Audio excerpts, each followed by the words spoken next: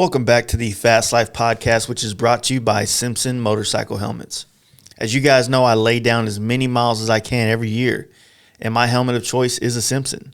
Their iconic helmet styling, like the Outlaw, Ghost, and even Mod Bandits, are often copied. Stick with the original Bandits and head on over to SimpsonMotorcycleHelmets.com to check out the models, finishes, and visor options for your next lid. Also, give them a follow on Instagram at Simpson Motorcycle Helmets.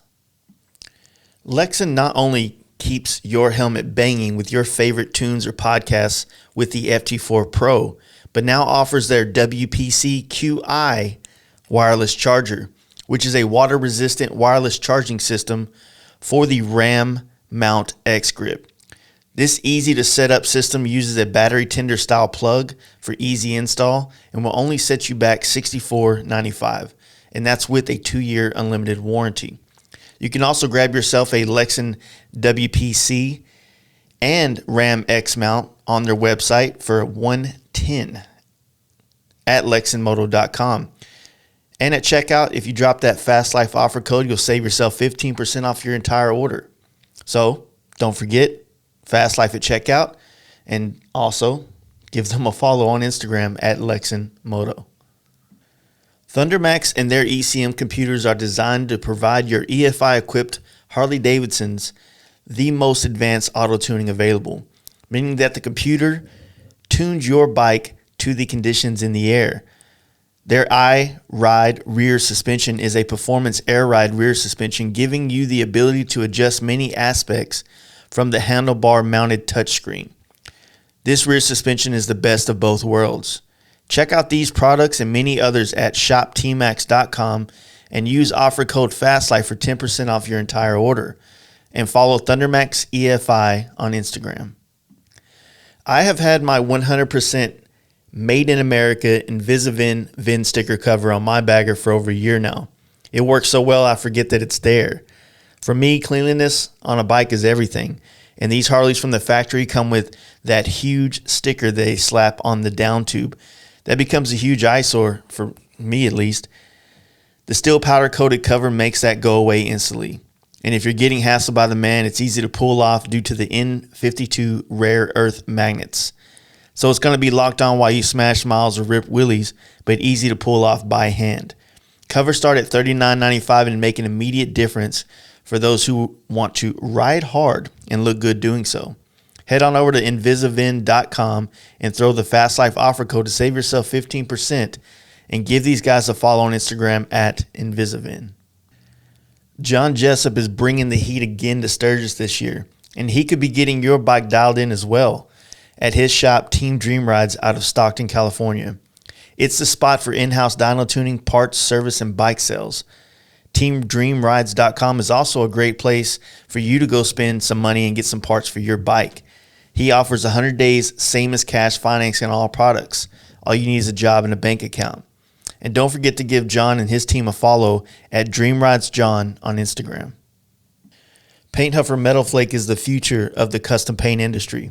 It's a company that is dedicated to bringing quality products for us custom painters to create the art we do. And Paint Huffer is one of the most supportive paint-related companies out there with many artists on the team. You can get started down a path in the custom paint industry with some rad products at painthuffer.com, and you can get some inspiration at Paint Huffer Metal Flake on Instagram.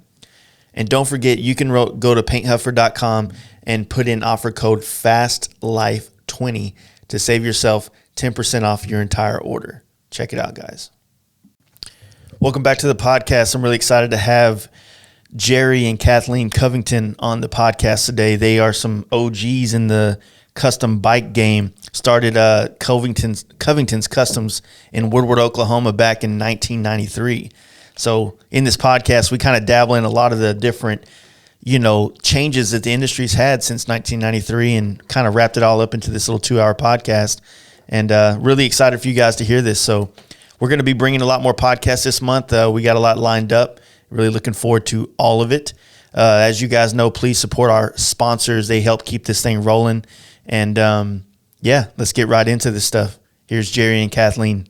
Hey guys, you ready to let the dogs out? Fast Life Podcast. No, it's good. It'll cut all that out. The closer it is to you, the better. Okay. So, I'm gonna let him start because he's got all of the beginnings. yeah, it's all good. So, Jerry, Covington's Customs. Is it Covington's Customs? Covington's Customs. I'm the worst at that. I think me and Dave talked about that the first time I came out here. I was like, is it Covington or Covington? Covington sounds way better though. And now that I think about it. So We've been called worse. Oh yeah, we all have, right? So how did instead of like dancing around the subject, how the hell did you get started in all this madness of fabrication and all this mess? And from my own knowledge, because I've heard so many stories, but did you originally come from Woodward, like here, or was you? I was born in Texas, just south of Fort Worth, and my dad was a machinist in worked for Santa Fe. Yeah. And he transferred to San Bernardino, California when I was like 7 years old. Okay. So I grew up in Southern California. But we all know that the Texas blood is what made all this possible. Yeah, that never changed. Yeah. Like I said, I grew up out there, and then in first of 1980, I moved to Woodward, Oklahoma. Mm-hmm. My brother had moved back here, and my sisters had married two guys that lived back here. So I came back and visited, loved it back here. People were so friendly and everything that I just went back, put everything I had for sale, my house, everything, and just moved here. And never regretted it a minute. I loved it here. So the back in probably the 70s, the hot rod culture out there in Southern California was booming, and the chopper culture as well, I would imagine, huh? Yeah, it really was. And I've always been hardcore into the hot rods, and I love motorcycles. And the first chopper I ever built, I used to, I had a cousin out there that he rode with the Diablos and stuff, and rode knuckleheads and stuff. But seeing those guys, riding the old choppers and stuff, and it just, it gets in your blood. And when I was 18 years old, I built my first one. And I'd go over to Denver's choppers, and Denver Mullins was a friend of mine, actually turned into be a really good friend and stuff. So I got a bike, and I went over to, I ripped it apart first thing, and I went to Denver's and had them build me a frame and a 30 over Springer front end, and it was whatever you were building, it had to be just a little bit longer than the last one they done. That's what you're saying, right? Was the deal, but that was the first one that I really got into building and fabricating everything on and all that and stuff. And I worked every day, and then every night I worked on the chopper or the weekend or whatever until it was done. And it didn't seem like it took very long, because a lot younger and worked, really hard and stuff to get it done. But it was cool. And like I said, I was hardcore into hot rods and stuff too. And I ended up, believe it or not, trading that thing off for a 55 Chevy, which all my life I've been hardcore into 55 Chevys, and still I got 3 of them now. So, it's the same deal. But anyway, the motorcycle deal from then just never went away, Yeah. And we pretty much always had one. And after I got divorced, I moved to California, back to California, lived out there for a while, and had a hot rod shop, built hot rods, street rods, and muscle cars, whatever.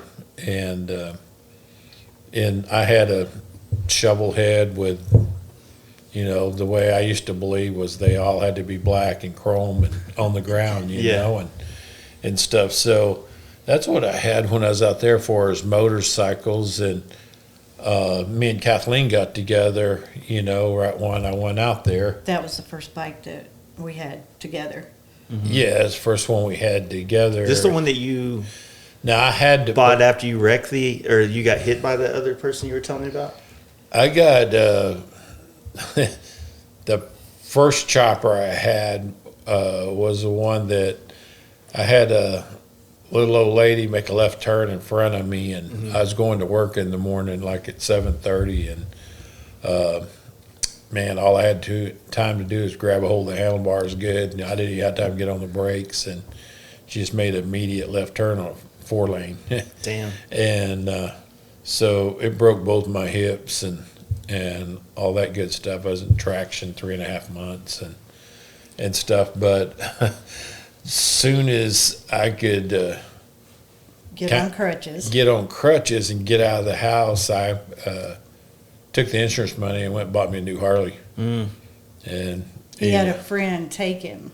had a friend of mine take me, and I went and got a new Harley. So I've been kind of that way ever since, and just building stuff like that back and forth, and then like when me and Kathleen first got together, I had a shovel head chopper, a little rigid chopper with 3-inch open belt drive, kick only.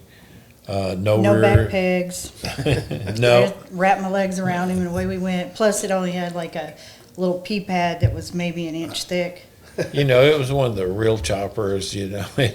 No front brake, and it had a tail light, and a headlight, and a brake light, and that was it. Yeah. But really, that's all you need. But had that, and then had a FXR. And we rode that from Texas to California, and It was a crazy trip. in the middle of winter. Yeah, I knew each day it's time to stop when her knees would start banging on me and stuff. And We would literally stop, as soon as it started to get dark, find a place to stay, and then the next morning we'd have to wait until the frost got off of the road to be able to go again. And we're talking back then, we're hardcore. He's got a leather jacket and his jeans. Levi jacket. Yeah, I had the leather jacket. He had the jean jacket. And this tells you how far back it went. Yeah. It was the high top Reeboks and leg warmers for me Is with it- the leather jacket. So Wow. It was late 80s is when it was. I was riding an 85 FXR. we had so many memories on that trip, though. We took off and we went through West Texas, not knowing, you didn't have cell phones and all the Luxuries, GPS and all yeah. that stuff. You had a map. And, you find the best road there is. And we went through the Guadalupe Mountains. And this thing was sucking gas. Had a Super B on it, carburetor, and this thing was just, it wasn't real good on gas. But we got up in the top. First we started trying to stop and get fuel. So go through like Carlsbad and all that? Yes, and we'd stop, try to get gas, and it'd be like the station's closed for a wedding. Yeah. So you'd go on to the next one and be some other reason. And finally, I just told her, I said, I'm just going to ride until it runs out of gas and see if we come across something first, because that's all you can really do. I think it was even on a Sunday, maybe. I don't remember, but everything was closed that we came to and stuff, So we did. We ran out of gas. Ran out of gas, and it was a funny deal because it's hills and mountains, and I said, well, maybe you're on the other side of the hill, we can see something from there. So I pushed it up to the next hill, and it was just a bigger one in front of it. So Nothing. it's nothing. So I think I know the pass y'all went through. It goes down to Alamogordo. no, it comes out at El Paso. El Paso. Oh, damn, that's weird. Yeah, we went south, straight south. Okay, I know what you're talking about now. So anyway, we get there on the side of the road, and I'm trying to catch a ride so I can go get some gas. I didn't know if I was 50 miles from El Paso or 10 miles or what. So the second thing that came along was the guy that hauled equipment with a semi, old International Cab over. and he had a trailer on it, a flatbed trailer that he had hauled equipment, and he was empty. And this thing came up pretty high, probably 4 or 5 feet, and to the deck. And then up front, it stepped up another couple of feet on up. And he pulled her. He said, "If you can load that on there, I'll take you into El Paso." I said, "Okay, how far is it?" And he said, 35 he miles said 35 or 40 Yeah. miles. I said, "Okay, well, good." Yeah. So I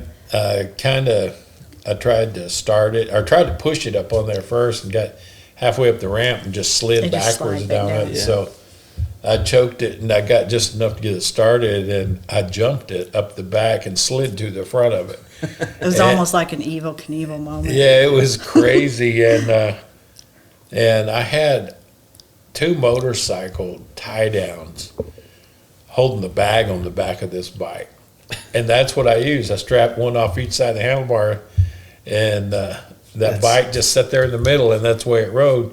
And she was sitting on one knee, and our bag sitting on the other knee, and we were bouncing this truck all the way down All the way to there. El Paso. It was just funny. The whole thing was funny, and he pulls into this truck stop, and he said, "Well, I got to go in here." He said, "I guess you can get it unloaded." And I said, "Yeah." So get up there, drug it around, and rolled it off there, rolled over, got gas.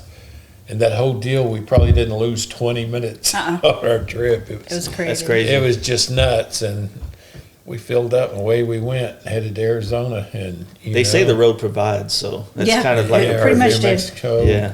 then Arizona. You know, back in those days, we weren't afraid of anything. It's crazy. Now, you think about it, and you think if one of your kids did that, it's Yeah. like, no way. Oh no, you have more fun with that sort of stuff than you do just rolling down the road. To me, Yeah. the unexpected stuff is the life of the trip. Yeah, that's a good point. Yeah, it's like when you get on the road and you just deal with whatever comes. It's almost like the most realest feeling there is. You're just It dealing is. with life.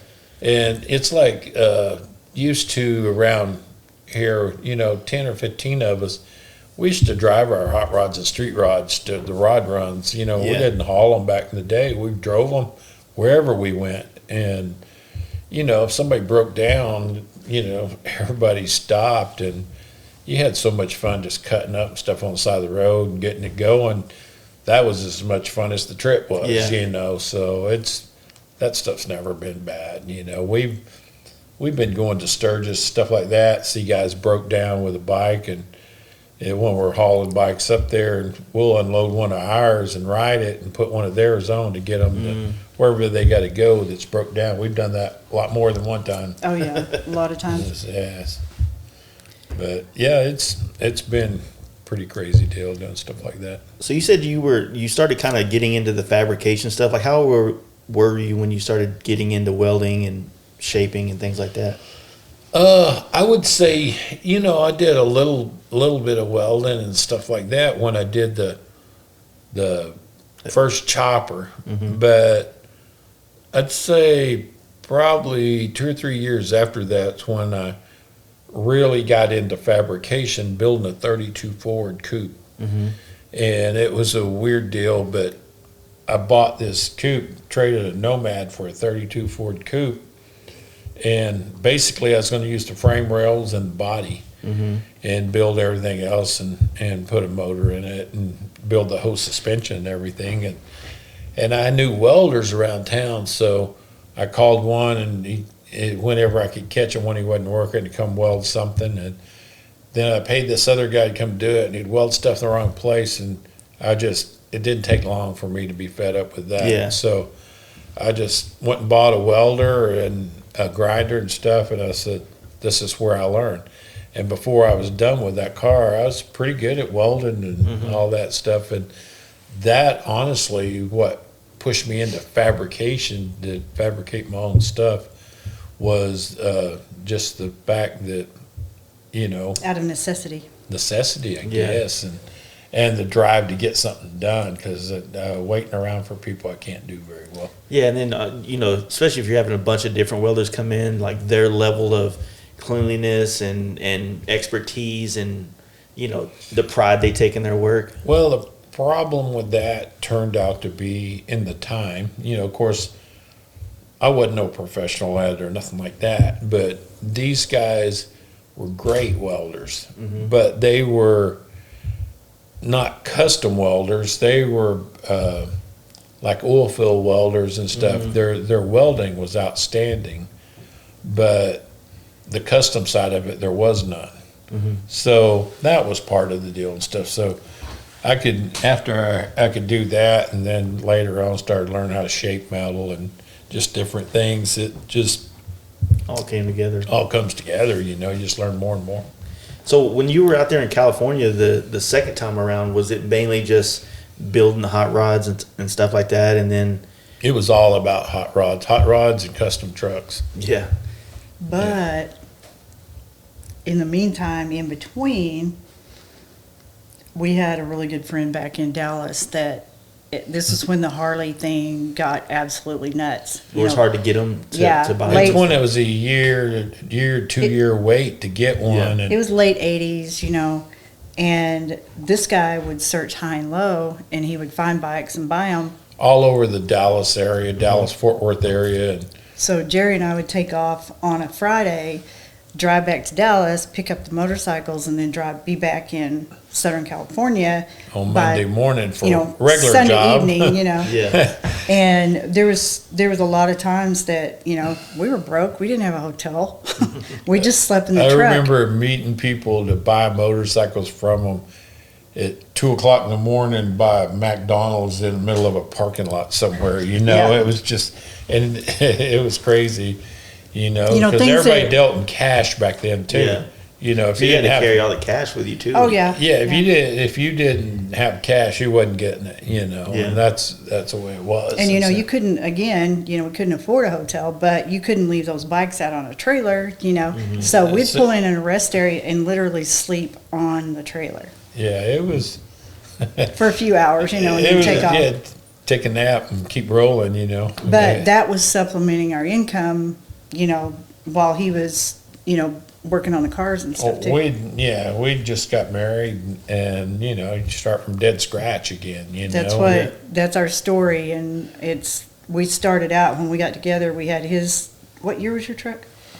It was a '87, 87. and that was in '88. It was 87 New dually. Dooley, and we had that and all of his tools, one recliner, and an avocado green refrigerator that we paid $35 for, and it made these horrible noises when it cycled, so, and, we've come from that to what we have today. Yeah. Shoot, we didn't care about all that stuff. It was about, I don't know. It was about having fun back then, and we did a lot. Yeah, but at the same time, we had to make a living, but. Yeah, and we made a living, but I mean, I was one of those guys this was up to just a few years ago, but I was one of them guys that if somebody had a bike for sale that we wanted or we needed or whatever, and I hear about it, and 10 minutes from then, we'd be in the truck and on our way, and drive to Arkansas or drive to wherever you had to go, but I'd get them motorcycles, and I'd get 3 or 4 of them a month, and work, and each night I'd just fix them up, make them nicer, and you could sell them the instant you put them, advertised them, and I'd have all of them sold within 3 weeks, and we'd be on the road after 3 or 4 more, and stuff. It's a good little hustle. Yeah, it was. I mean, it was making a living. It's what it really was. Yeah, and it, in all of this stuff that's going on, we have kids. Yeah. So we were, we'd have to shuffle them around, but when you got kids, you've got to buy all of their stuff too. So, you gotta do what you gotta do. Do what you got to do to support them. But yeah, we did. It's amazing how we squeezed time out to ride and everything else we done. And yeah, there was a lot of sacrifices. People don't realize, when they see, what you have today, but there was times that we didn't even have enough money to pay our water bill, and he would have to go sell tools. Yeah. That it's crazy, but again, you do what you got to do to make a living. Yeah. What was the thing to do in like SoCal around that time, riding wise? Like, was there local spots you would go to? Or? There really wasn't. You just did your own thing or whatever. Yeah. We had, you know, 2 or 3 people we knew, but we really didn't ride with them much. No, I guess the ones that they would kind of come over and hang out with us was Angel and his bunch. Yeah, but it was different, you know. Mm-hmm. And as soon as we moved back here, you know, all of my old friends and stuff, you know, that's where it really snowballed, the motorcycle deal, because I would do a bike up a little bit for me, and one of my friends said, "Man, I want that," you know, and I'd sell it to him because that's just what I did. And I'd do another one, and I ended up doing 64 of them in a year. So I said, maybe I ought to open a shop before I end up getting in trouble doing this stuff. Then you did one complete custom. You did the frame and all of that stuff. And it wasn't just one of the Harleys that we the first did stuff to. Yeah, that was in 94. 94. That was after we were back. We came back in the 92.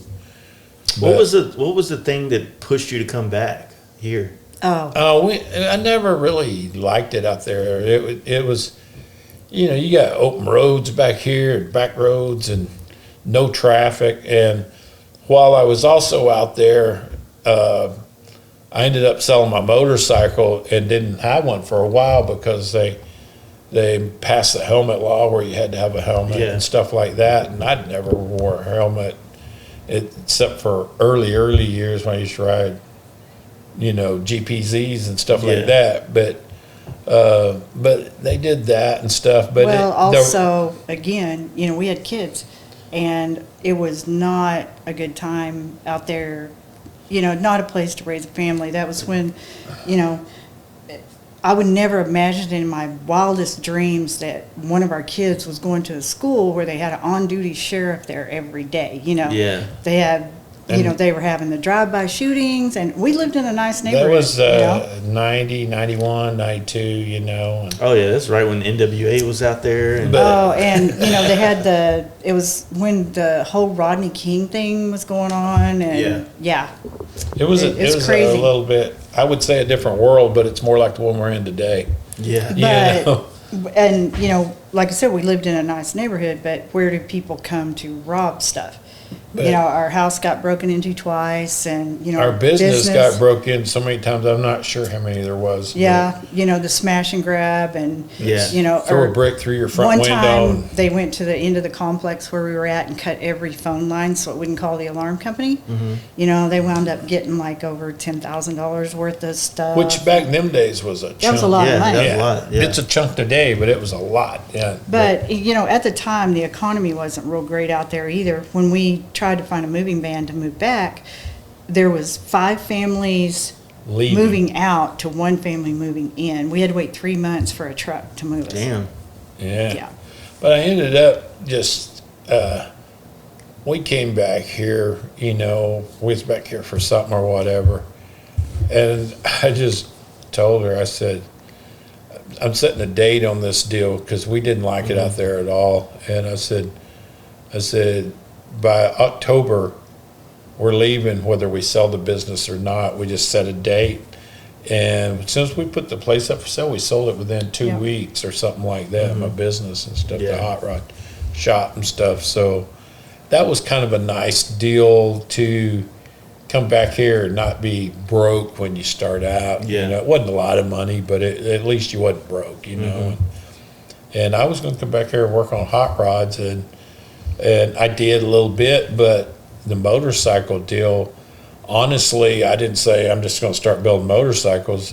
I build one and it went. I build another and it went, and it just snowballed. Yeah. And then by then, shoot, all my friends had Harleys they'd got from me, and we rode every chance we got and all the time, anywhere we could go, you know. And, you know, you had to wait months or a year or whatever to get one from a Harley dealer, and we were selling over 100 a year.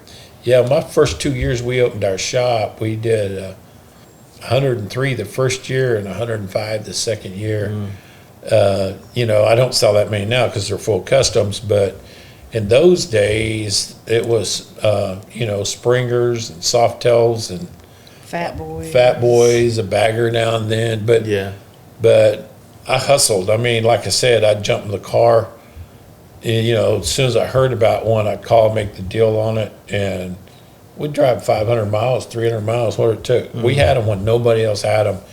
You could usually walk in our shop, we'd have 10 to 15 on the floor, and any other place, you were waiting on them forever. Damn. So, and we usually had the ones they wanted, too. And, I was always doing stuff to them, right bars, right seats, giving them the look, what Yeah. they needed. Back Stuff then, like that. Any kind of customization on a Harley was really, really trick, Yeah. One of the coolest things that we did, we both had Fat Boys, and we had the wheels cut. We machined bar and shields through the wheels. Remember the solid wheels on those? Yeah. On the rear wheel, right? No, the front end Front rears end were rear on solid Fat on, Boys. on Fat Boys. Oh, I didn't. Oh, they had the front wheels too. Were solid. Yeah, yeah. Oh, that was their Yeah. deal. And so we did the bar and shields through hers and did the Fat Boy emblem through mine, or vice versa. Masters or whatever. But that was, we were down in Daytona, and we were riding those two bikes. Of course, they was slammed with pipes on them and everything, and new bikes, and people would run out the street. Oh man, where'd you get Where'd those you get those wheels? Where'd you wheels?" get those wheels? And well, they're machine stock wheels. But there you go. He's always been on the cutting edge of all of that stuff. Tried to be a step ahead, Yeah. But it was, you couldn't buy custom wheels hardly at all then. I don't remember no custom wheels then. No, they didn't. I think It the was a few years first later. custom wheels I remember back those days was those 3-blade cast wheels that you could get. Remember those? You probably don't. We're talking to somebody who's not old enough. I was in the Ninja Turtles when this was. Okay. Okay. In the early 90s. Yeah. But anyway, it was that, and then like she was saying, in '94 I built a full frame up custom fat back tire. It had a 180. That was the fat tire then, with a 21 on the front and raked and everything. Custom paint. Full on custom paint frame and Well, everything. it's kind of like said that basically Harley's, lack of bikes to put out there is what really ignited the whole chopper movement of the late '90s and the early 2000s. You know what I mean? Yep. Yeah, Because- what they said was they were making, I forget what the number was, but like 90% of the demand, which was a killer deal for everybody, and it was smart for them too, because what was happening there was people could sell used ones too, and it didn't matter if it was new or used. Every new one they had sold the minute it hit the floor because people was waiting on them. Yeah. So it made all the used ones where you could sell them too. So it was great for everybody. And I guess as it came along, it was funny because people were saying, I'll wait till the 100th anniversary because that's going to be the one to have. That's going Yeah. to be the one to have, the 03 bike. And I remember when that bike showed up, and what they done was, from what I hear, is the guy that was running the company was about selling as many bikes as he could because that was his deal right before he retired. And they produced them bikes for like 14 months. And I think they did 326,000 that year. And a big portion of those were still on the floor in '04. And the '03s just never had no value because They flooded the market. They were mass produced. And plus, anybody could walk in and buy them because they put too many out. Yeah. And It is. from then, it kind of turned the wave around where they had to start selling motorcycles again instead of people just walking in and buying them. So it was, on that aspect, that was kind of a good deal because they wasn't, when you walk into the dealership, we knew of one place that sold every bike he got in at $2,000 to $4,000 over a sticker. Damn. And at that time, they were $16,000 bikes, and stuff. But People didn't care. They people paid didn't it. care as long as they got one. Yeah. That was the deal. But man, those were fun days, though. I mean, it was. You said this year is going to be your 26th year? 26th year open, yes. That we've had the business open. We've Yeah, had and this then business open. What about Sturgis? Is it the 26th or 24th year? Sturgis? 26th year open. I mean, going to Sturgis. Going to Sturgis. Oh, yeah. Yeah. Yeah. 26th. What was your first time going to Sturgis like? Like, what made you want to go? Or it was just... Oh, it's you had to like go. anybody else, you know, you hear a Sturgis. Well, we had been to Daytona. That was our first year to go to Daytona. Was 94. 94. And so then Sturgis, that was a given. Yeah, you it's know? closer. Yeah. You got to go. You got to go to Sturgis. Of course, anybody that ever goes to Sturgis and don't like it, I'd be surprised. Yeah, are you a biker? Yeah, Yeah, because really. we literally would get there, and you know, the first 2 or 3 years, we weren't setting up shop up there like we do now with you know the We big actually went to just ride and have fun. went to have fun like Yeah. other people, and man, we would ride every day. I mean, every day, all day, and we were the people that would. It'd be nothing for us to do like 300 miles in a day, and you're still in the same area. Yeah, and then that night, ride from Sturgis to Keystone, you know, at 2:00 in the morning. That was Yeah. just. I've done that. Yeah, and you know, you pull off in the rest area and stop shaking for a minute or Shivering. two, so you can jump back on the bike and make it the rest of the Yeah, way. it's like when but- you leave Sturgis on the main highway and you go to Rapid City, it's fine. But as soon as you climb that hill and get in those, Yep. temperature drops. we've left. Crazy. We used to stay at Keystone, and you'd get up in the morning and it's like, oh wow, you know, it'd be clouds all the way to the ground, and you couldn't see for the fog and cold and misting. And you take off, you get 10 miles down the road, and it starts dropping out of it, getting better and better. By the time you get down to Rapid City, it's Yeah. good to go, you know. But I try to tell everybody that place is like church for bikers. It's like you got to go. It is. It's a You bucket know, list. You and have it- to. You know, a lot of people over the last couple of years, at least the younger generation that I've talked to about it, they haven't quite had the same allure to go because of the big crowds and the, you know, like if you imagine Rot Rally, which we've had conversations about Rot Rally, yeah. that kind of put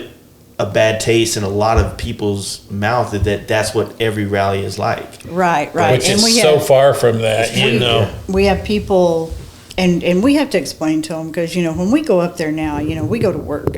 Yeah. We start at 8 o'clock in the morning, you know, to get everything opened up at the booth or trailer, and we're there all day long, and then there's sometimes we just don't know when we're going to leave. You know, there's been 9, 10 o'clock at night. Busy still. Busy, but that's every day. There's no days off. Yeah. You do it consecutively for the 2 weeks.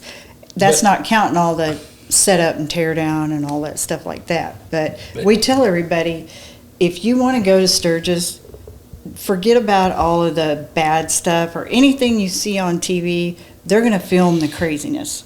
Yeah. It's that's what people just wanna like see. anytime you have, you know, a house burn or you have a tornado or whatever, they go find the guy with the wife beater and no teeth to interview. Yeah. You know, it's just more fun that way. And you know, and in the Sturgis the community, you know, there's those that like to go to the campgrounds and party. Yeah. You know, that's fine. That's their thing.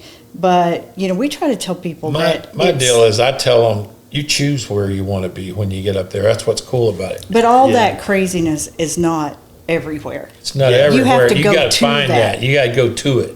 Yeah. Well, you know, a lot of me, like my friends and stuff, we like the campgrounds, but the smaller ones. Yeah. You know, not the big buffalo chips or the full throttles where it's It never shuts off. yeah. Like You guys truly go to camp and not just going to just party. See, we kind of party amongst ourselves in this smaller like exactly. campfire, and to me, like I said, it kind of whatever Sturgis was 100 years ago.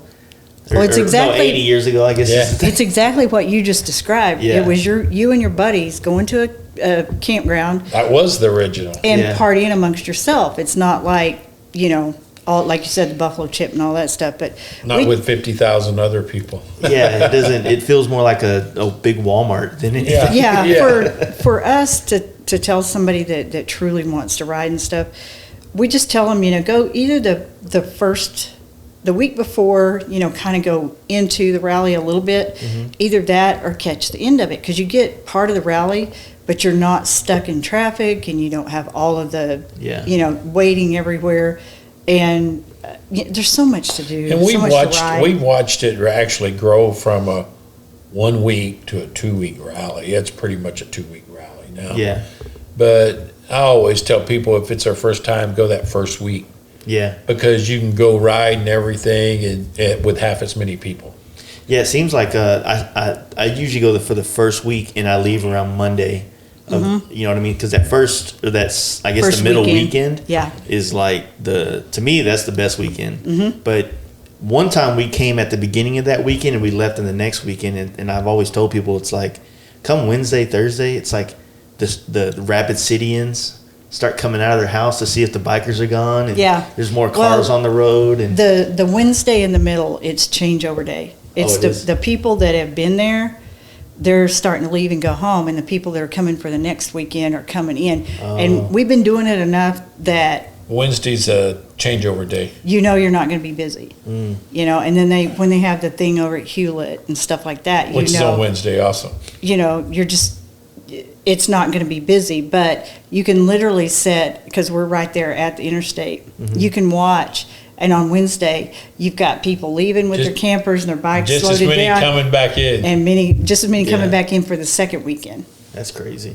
So the first time you went, you guys were just going to ride and party? Oh, check it yeah. out? Just hang out and have fun like everybody So else. did you have like an official shop here? Because you were telling me you were working at Ford here. Just working out. At that time, and we had our own shop. That was our first year for our business. That was when and we stuff. opened. When we opened was in '94. Before that, But you came back here in 92? 92. I built a shop at my house, That's and right. that's where I was doing customizing bikes and even building a car. You know? Yeah. But before we met, he worked at Ford and even worked at Chevy at the dealerships. I was a line mechanic. Yeah. So I mean, all the stuff you do from the fabrication to the mechanical, it's all knowledge that you kind of need to have a well-rounded shop like you guys have now. You know what I mean? So the bike thing started taking off, and what was the bike industry like in '95? You know what I mean? Was it starting to become way more custom? Like No, when did the 95 was getting the soft tails and the springers and stuff like that, and a huge deal was if you didn't have Nest parts on your bike in '95, you weren't cool. You know, it was a big deal. And the deal then was get them, lower them, chrome everything you can chrome, and put knuckle bars on them or ape hangers. The style was more knuckle bars, or beach bars. Oh, okay. And stuff back then. And that was the hot deal. And about 94, 95, that's when it started going. We were, you'd use a Daytech frame or somebody's frame and just, build a bike with because this is how different it was then is you didn't buy complete rear wheels to do a fat tire. I bought like Acron outer hoops and twisted spokes and the hub and built my own wheels for the bike. Did the 21. You didn't have all the billet wheels back then. And we didn't have all the billet wheels then, but spokes with twisted spokes and stuff was a cool deal. Yeah. So, but you had to build the wheels too and everything when you was building the bike. And I remember, you didn't have all the billet fork legs and all that. Take stock fork legs and polished legs were cool because they used to put the coating on them. We would wet sand that off, and we had our own polisher, and we'd polish the legs out. Yeah. And it would take them and run them across a Bridgeport and put lines in the side so they'd be custom. And, just putting a touch on every piece. Putting a touch on everything and just... Yeah. Anything to be different, because back then that was stock Harleys was the thing, and, Harley comes out with this so-called custom paint, and you pull up next to somebody at a light and it's got the same paint. So to me, always the definition of custom is the only one like it. Yeah. And because you made it yours. And they were saying, this is a factory custom paint job, one of 200 like it. Well, if there's 200 like it, it's not custom. Yeah, exactly. It's one of 200, so Anyway, you know, we were never into that. We were into making it really different. Yeah, it seemed like a lot of people would go that route, and even now, like for a lot of the guys that are barn finding FXRs now, like there's people finding like mint FXRs that's just been sitting in a barn with 600 miles on it. Exactly. Some doctor or lawyer in the 90s bought, and Yeah. you know, just never had time to ride it or anything, and it just sat there. Yeah. But That You know- followed right along into when the choppers started happening and stuff, you know. Once the TV stuff hit, yeah, everybody thought they could build a chopper in their garage with their son, you know, with a claw hammer and a wire welder. You so know. but it feels like, what was it, 90? I don't know this. That's why I'm kind of asking you guys, because you were right in the heart of it. But you know, I came along and started witnessing everything in like 03, the end of 03. So I was catching. Tail end of the chopper deal. Yeah. So to me, like, what was it like when you couldn't get Harleys, and then all of a sudden, like, people have been building choppers forever. That's always been a thing, right? Mm-hmm. When did it become so mainstream? It seemed like, you know what I For mean? choppers, Yeah. it came mainstream probably, I'd say 97, 98. I built her one in 97. And we went to Daytona with that bike. And there probably wasn't 2 or 3 choppers in town. And her chopper, we took it to 2 shows and won both shows. And that was one of the things that kind of kicked us off on custom bikes. A guy called us from Knoxville, Tennessee, that seen it in the show down there. He's asked, "Would you sell that bike and stuff?" And asked us, and we told him how much. And we got halfway home. He called. He said, "Okay, I'm buying that bike." He said, "When can you meet me with it and stuff?" And he bought that chopper. So the way we do things, we built another chopper, and Yeah. then away that whole scene went. It was such a new thing back then, and again, that's where he's always been on the cutting edge of stuff. Yeah. And I was riding it, and we, you know, back in the day when you went to Daytona, you went to like Carl's Speed Shop, you know, Yeah. and Beach Street and stuff like that was a happening place. Yeah, Carl's on Beach Street. I mean, you come right off of Main, right on the beach, but Beach was the really happening place. That was where- for the custom in. That was back then. That was when they built the new Harley dealer. Ross Myers was on Beach Street. Yeah. And they had builders and all that stuff, which there's tons of builders.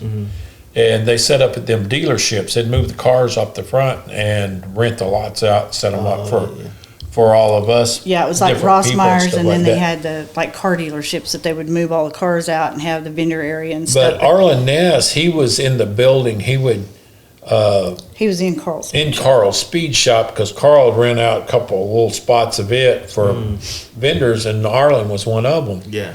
And I remember then we wasn't setting up at the time. We were down there, and she was on her chopper. I just pulled And up and I backed in. I was on a custom bike that I'd done, but it wasn't a chopper like hers, and I'd built hers really low in the back, made it where the seat came back, and the bike just almost looked like a Ridget. And Arlen came out. She was backing up to the curb, and that's when Arlen came out and told her, "Nice Ridget," and she said, I got to turn around and smile and say, "No, it's a Softail." He goes, "Wow, it is." And you know, that's not like the first time we'd ever met Arlen, but that's kind of where we actually became friends. We knew Arlen. And to me, Arlen was the king of customs. Yeah. And I mean, for all the years I'd known him, which was a lot of years, he was, to me, the most true custom guy in the industry. I mean, that guy was 100% legit. Like, he's kind of like I am with hot rods and custom stuff. Is if I wasn't doing it for a living, that's what I'd be doing. Anyway, that's just what I'd be doing. Because he is always building him a new motorcycle, whether he needed it or not, or needed to be built one or whatever. It's because it was something new to be doing, and that's what he was into and stuff. But In fact, when Jerry got inducted into the Motorcycle Hall of Fame, that same year they gave Arlen the Lifetime Achievement. Lifetime Achievement Award. And when Jerry got up to accept his award, he told Arlen that was the best thing that could have ever happened to him was Arlen, complimenting our work. Yeah, to me, bike shows and stuff like that, half of the people that votes on them or looks at them or whatever, it looks really cool to them and stuff. But a lot of them doesn't really know the details that they're looking at and stuff like that. But Arlen always made the point to look at our stuff and always make comments on it and always like the stuff we were building and stuff and talk to me about it, like a one-on-one deal. It didn't matter that he was the king of custom, and stuff. So I don't know. He was, I would say, out of everybody I've ever known in motorcycles, he absolutely was my favorite. He was just the real deal. Yeah. Yeah, I've met him once, and he was super cool to me. You know what I mean? I met him at a bar in a hotel at the V-Twin Expo. Mm-hmm. I've never known that guy to have anything bad to say. Just have positive vibes. Yeah. He's just loved by everybody. He's a cool dude. Corey's the same way. He's always been just. I've always been good friends with him and even Corey's son. But yeah, it's a good family. It really is. So you guys went and did that thing at Daytona, and then, so the scene, I'm trying to think about it, like from what research I've done, but like the scene started blowing up, and then everybody was wanting choppers. I mean, it seemed like magazines were starting to come out of the woodworks. Street Chopper, I think, started getting resurfaced or something like that. The one thing that got the choppers flying too was there was a few of us doing a little bit of hit and miss choppers like we were doing. Yeah. And Jesse James being one of those guys. And I remember Jesse when he was starting out, we'd both be set up like at we were at Laughlin. At Laughlin, and Jesse's over here with an 8-foot table with. He's got a 10x10 space. Yeah, with 2 or 3 fenders laying out and stuff, and then we're over there and stuff. And what happened, I don't know if you ever heard how that whole motorcycle mania got started or not. I don't know if you ever heard that. Can I see your mic real quick? But go ahead. What happened there was they were talking, it was Discovery was talking about setting up and doing a line of these shows. Yeah. And the TV shows that they were going to do was people with odd jobs that they did. Mm-hmm. And they had like a rodeo clown was one of them, and they did different stuff. And one of them was, then Hugh King was talking to Dave Nichols, the editor of Easy Rider at the time. And Dave told him, he says, man, you got to go check out this guy that works on choppers. He said, they got piranhas in their fish tank and pit bulls and the whole Jesse thing. And all the crazy stuff that you want that's odd and out of the norm. Yeah. So they did Motorcycle Mania 1. Well, once that hit TV, everybody was already bad hardcore into Harleys at that time. Everybody had to have a Harley. And they were customizing the Harleys. And we were just getting into choppers and doing choppers. Well, that kind of just catapulted the chopper deal. Yeah. And then here come Orange County choppers, and those guys were wrought iron workers, and stuff. And they started building choppers and stuff, but they started filming the dysfunctional part of that, and a lot of people was into that, but at the same time they were getting the chopper feed to the chopper people and stuff. And I always said, even though that was what it was definitely good for our industry. Well, that's what I tell everybody. I said there's 2 things, good and bad. It brought a lot of interest into our industry, but again, it brought a lot of interest into our industry that was that was different. And a lot of people thought after seeing that show that you could build choppers in a week. Yeah. And stuff. But Anyway, it wasn't a bad deal. And then they started having a lot more motorcycle shows. They had, I remember Corbin's Ride On, American Thunder, all kinds of different ones. We was on a bunch of different ones back in the day that they had and stuff. Yeah. And then the Great Biker Build-Off, to me, was one of the coolest things ever. And people were super interested in it. And then they said, it's not really about the motorcycle, it's about the characters. And I said, I was talking to Hugh King about it, I said, it's not about the characters either. I said, people want to watch how other builders and other people put theirs together versus other guys put theirs together. I said, people's really interested in that. He said, no, they're not really interested in that. They're interested in the character.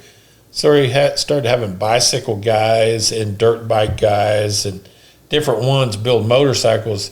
And I think that went on for one season and it was done. Yeah. It was people just turned the TV off. They didn't care because it was Harley and chopper riders that people was wanting to see. I would say that you could play to the audience that you have and just keep building, and it kind of helps grow the thing. But I guess it's like that corporate mentality with them, is they wanted to each year have more viewers and grow their thing. But that's exactly what happened. And I'll tell you what, we had a blast doing it, building the bike and all of that. But it was kind of a challenge because they kept wanting us to screw up. They kept wanting us to have some kind of drama. They wanted drama. That's not us. So we had a little bit of drama like 2 o'clock in the morning. My polisher is over polishing at 2 o'clock in the morning because we built this bike 9.5 days from start to finish. Yeah. So he's over like 160 miles from me doing the polishing because we just gave it to him earlier that day at a bunch of the parts. And they had to be all polished that night into our chromer by noon. Damn. To have them back the next day. I mean, this whole deal went down really fast. And I don't think they did a good job emphasizing that, though, because, all the shows they were saying that it's going to be done quick, but everybody had 30 days to build a bike. And then all of a sudden, now you actually have 9 days. Well, we were the first ones. What they did was they were doing 30 days, and this is the way I thought mine was going to be, too, but I was the first one of the new season. Mm-hmm. And what they'd been doing is coming out, filming them guys for like 3 days doing fabrication, then 3 more days for paint, and then 3 more days for assembly. Yeah. And giving them a week in between each one of them. So they called me up and said, we're going to change this up this year.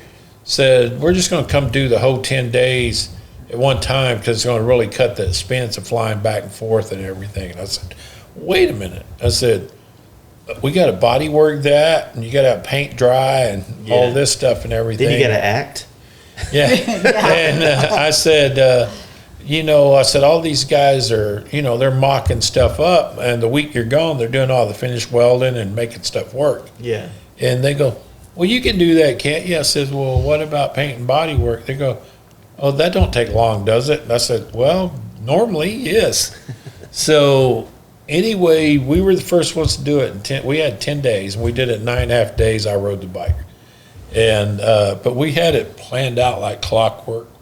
It was pretty awesome. But back to that, where they were wanting some drama, my guy was buffing on this, and he buffed. These trees were 3-dimensional trees we had made on our machines. And when he was buffing and cutting down the top, he cut through where you could just see it coming through where it looked like a fingernail from being machined up in there. Yeah. It wouldn't have hurt the function at all, but it would hurt the look. So he called. So I get my machinist back out of the bed in the middle of the night, said, you got to cut another top tree.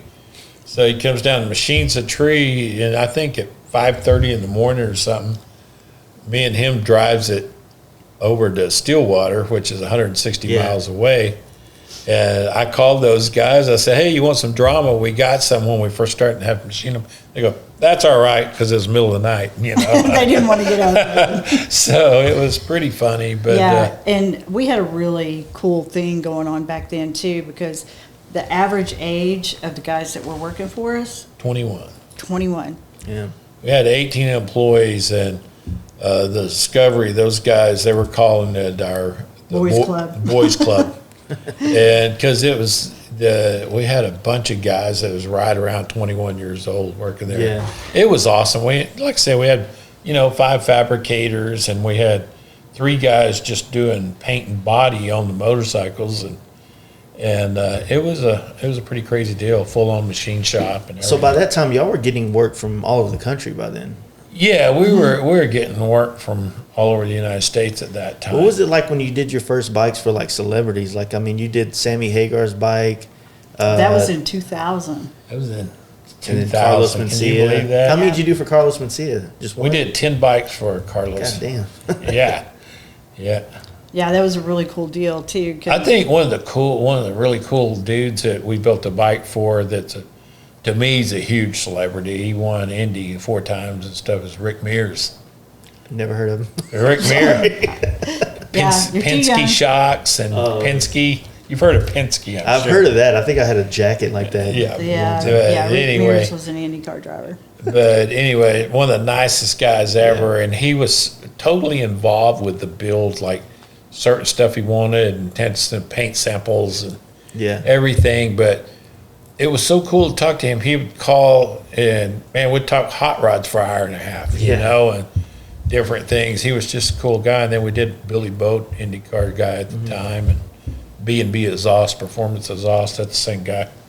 But the deal with Carlos, though, this was back when he had the Mind of Mencia on Comedy Central, and they came up with this idea of doing a biker build-off spoof, and it was Covingtons versus Mencia's.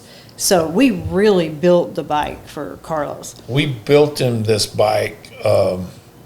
I think we built that in like 5 weeks or something real stupid. I mean, a super radical bike. And this is kind of a pretty funny deal, but that had to be right around 05 or 06, somewhere right in there. Was it after the build-off? No, it was before. It was after the build-off. After, okay, yeah. It was right after our build-off and stuff. And we did a front end, Springer style front end, but with air ride. And we did air ride on the back, and we made the swing arm into the air tank. We used nitrous solenoids on it, and to run the air and stuff. And it was really cool because it was a lay frame bike and stuff, and that was 15 years ago. So it's kind of funny, some of the stuff that you think about, like my Discovery bike, which we built in 04. Same deal. Me and Dave made an air tank with the pivot shaft through it, used nitrous solenoids, and did air ride on it, and we could blow it up and down, run down the road with titanium skids under it and stuff. But it's funny, when this fast air came along, about 7 years ago or something like that. Yeah. But that was 15 years ago. Yeah. So it's kind of weird how some stuff was mainstream, then it becomes mainstream. It's like it's a whole new deal. So it's pretty funny. Was there like a more of a demand in like the early 2000s for rigids, or was it more for the swing arm type suspension bikes? We did a few rigids, but definitely swing arm. Swing arm. Here's the difference. The rigids were cool. A lot of garage builders built rigids, and a lot of that was determined on funds. But that cuts out a lot of but money. the guys that could afford it, they wanted a nice soft tail chopper. Yeah. Something they could ride a little more, and stuff. And you were saying, you were telling me last night, so when you did the build off, like you guys took it to the location and then did this huge loop, basically, actually riding these bikes. It was pretty awesome. When we did that, we had 16 people on our team, and they had 10. And we had we had all the bikes riding from day one. We met in Cleveland at the Rock and Roll Hall of Fame. But, we probably had a bigger group than most anybody that did it, but we shut down our shop and brought all the guys from the shop.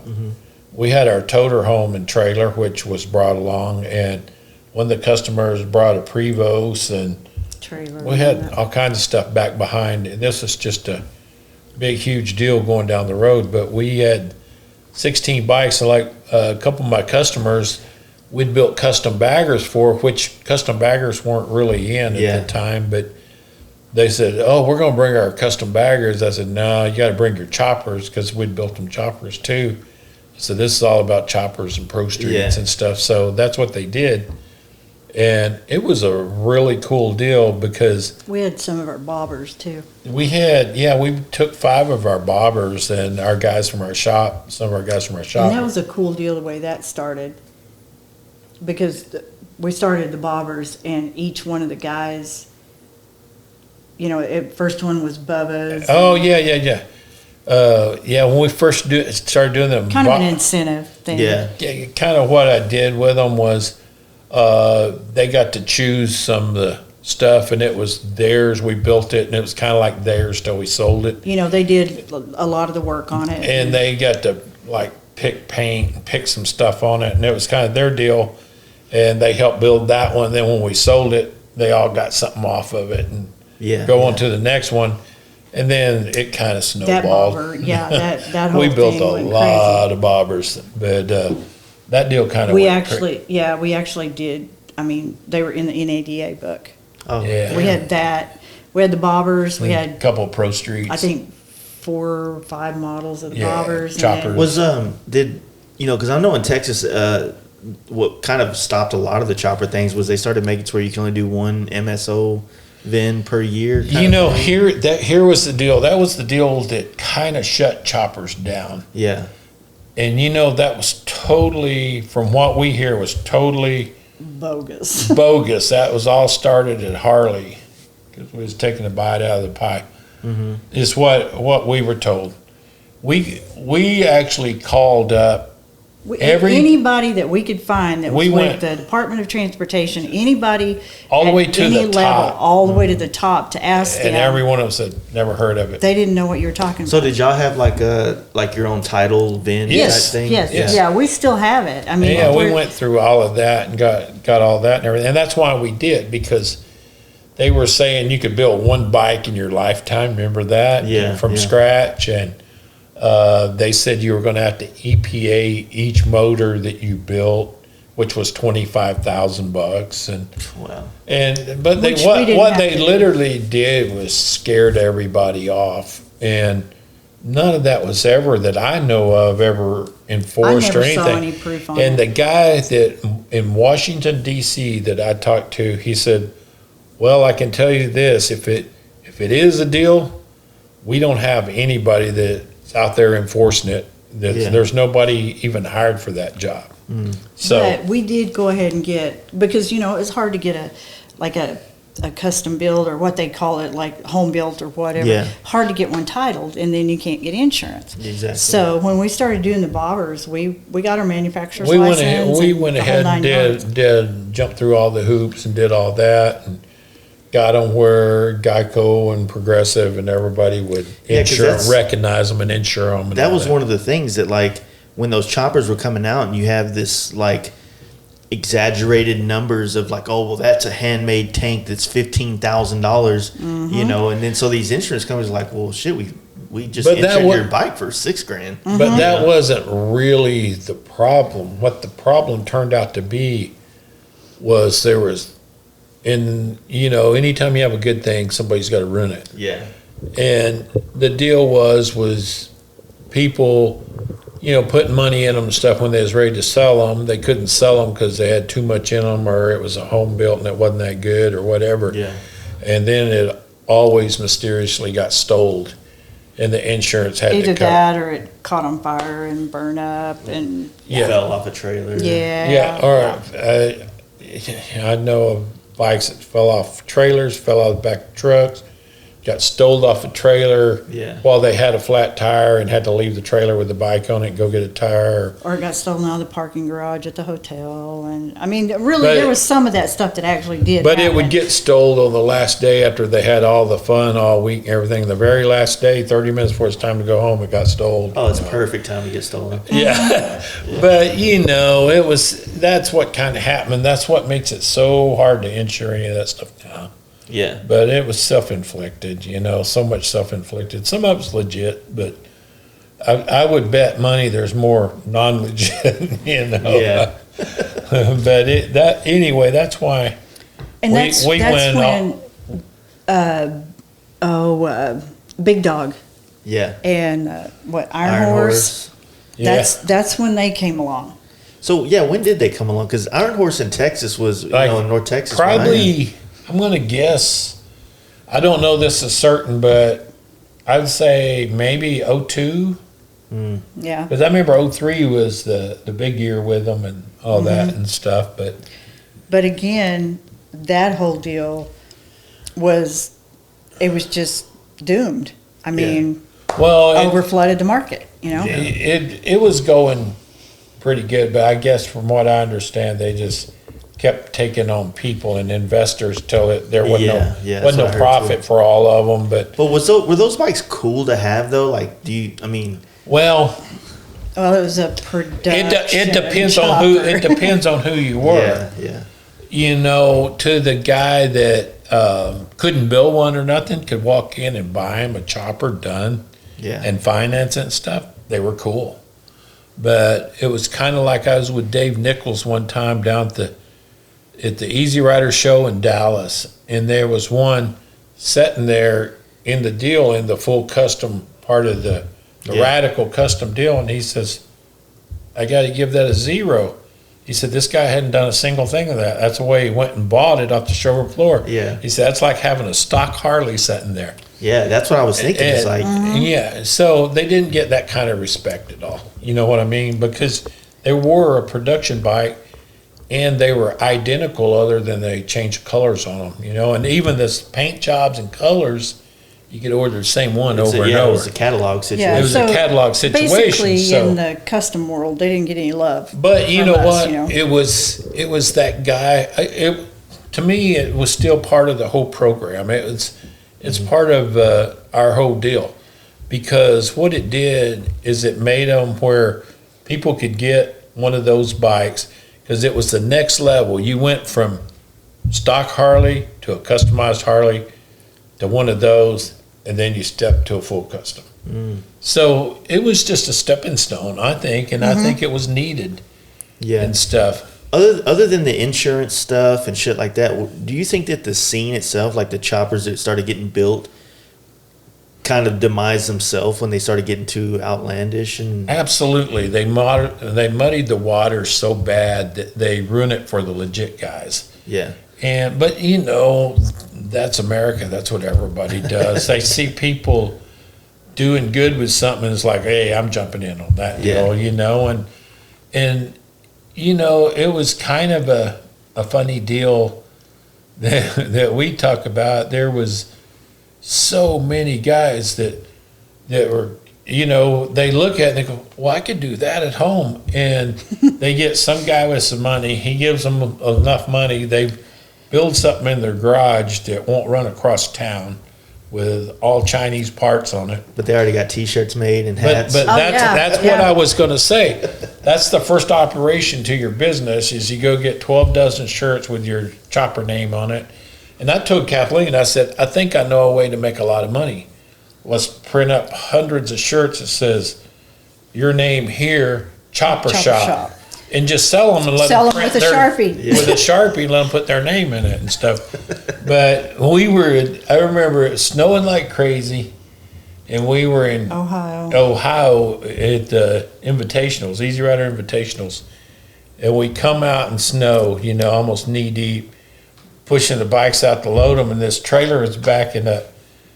And it said, we both just looked at each other. We just looked at her and said, that's it. They ran out of names. It said, corn-fed boys choppers, down the side of this trailer. And we're like, oh, wow. And what's really crazy is a guy here in town, like 4 or 5 years later, he was at some little auction in Oklahoma City, and he sees this chopper, and he gets it. And I said, who built that? He said, a place called Corn-Fed Boys. And I said, holy cow. And yeah, the color scheme, wasn't it like a Joker theme? It was Riddler. The Riddler bike. Yeah, and it was had purple, purple green. and yes. green. Yeah, Well, guess that's what it was. color all the wiring was? Green. Every wire Every on the wire bike. on it. And they brought it to us. Did they at least put hash marks on it with Nothing. a Sharpie? Nothing. Nothing. And they brought it to us for electrical problem. Yeah. And you know, we still to this day We get a kick out of stuff like that. You know, it's, you know, those guys, like I said, there's people that just says, this is a cool deal, I'm getting in on it.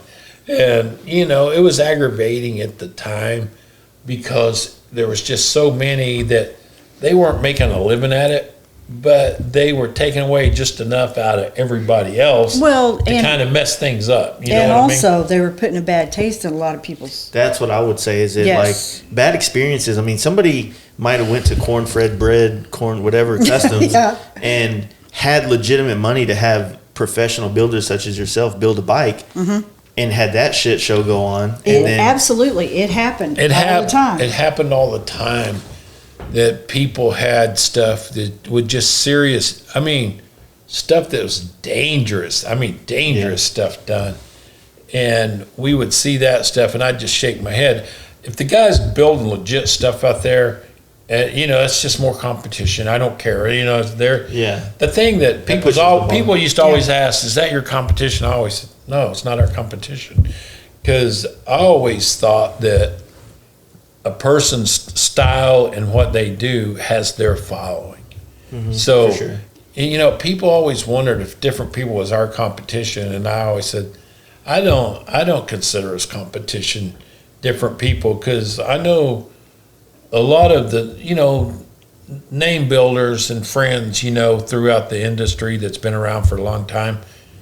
Their customers follow them. My customers follow me Yeah. and stuff. So you build your own customer base and stuff, but I don't consider it a competition because I figure those guys know them, they want their stuff. They're not going to deal with me anyway. You hadn't lost nothing, and you're not competing for it either. It's No, and everybody's got their own style. You know, it's like if everybody wanted the same thing, everything would be boring. Yeah. You know? Yeah. yeah, it's, you know, and there's some other good builders out there for sure and stuff, but you know, it's. All we want is just our piece of the pie. That's it. Yeah, yeah.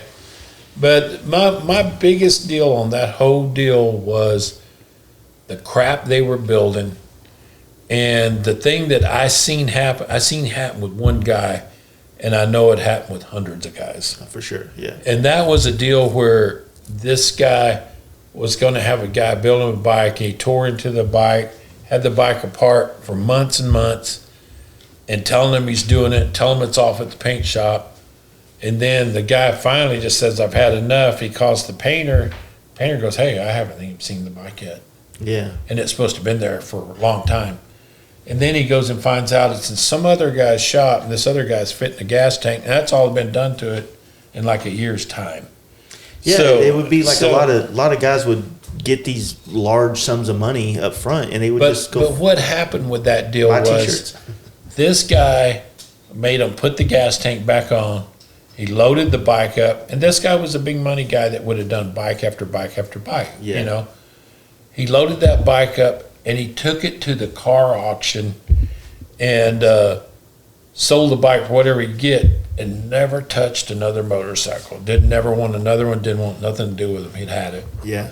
But the same thing happened with these people building bikes that they couldn't ride at all. They'd break down. They wouldn't drive right. They couldn't use them and stuff like that. Once they go through that, they're just done. They're moving on to sand buggies or something else. Yeah. They're done with motorcycles. So it's like, you know, earlier you said like it's part of it to be, you know, to diagnose problems on the road and be, you know what I mean? It's part of the ride, right? yeah. But there's also that part where like you just dropped $70,000 on a bike and you haven't even gone 10 miles and it's negligence that's got you sitting on the side of the road. Yeah. You know? Or know-how. Don't have the know-how. Yeah.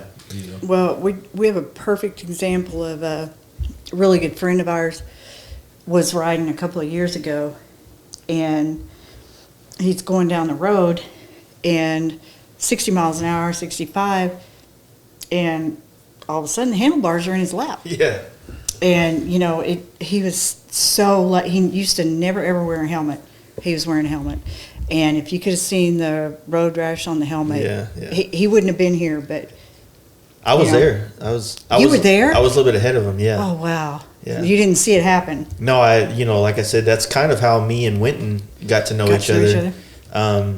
Because that was the last year of the hot bike tour before they, hot bike went under. Or I guess it was the last year because they did a Phoenix one, but this was the last real one basically.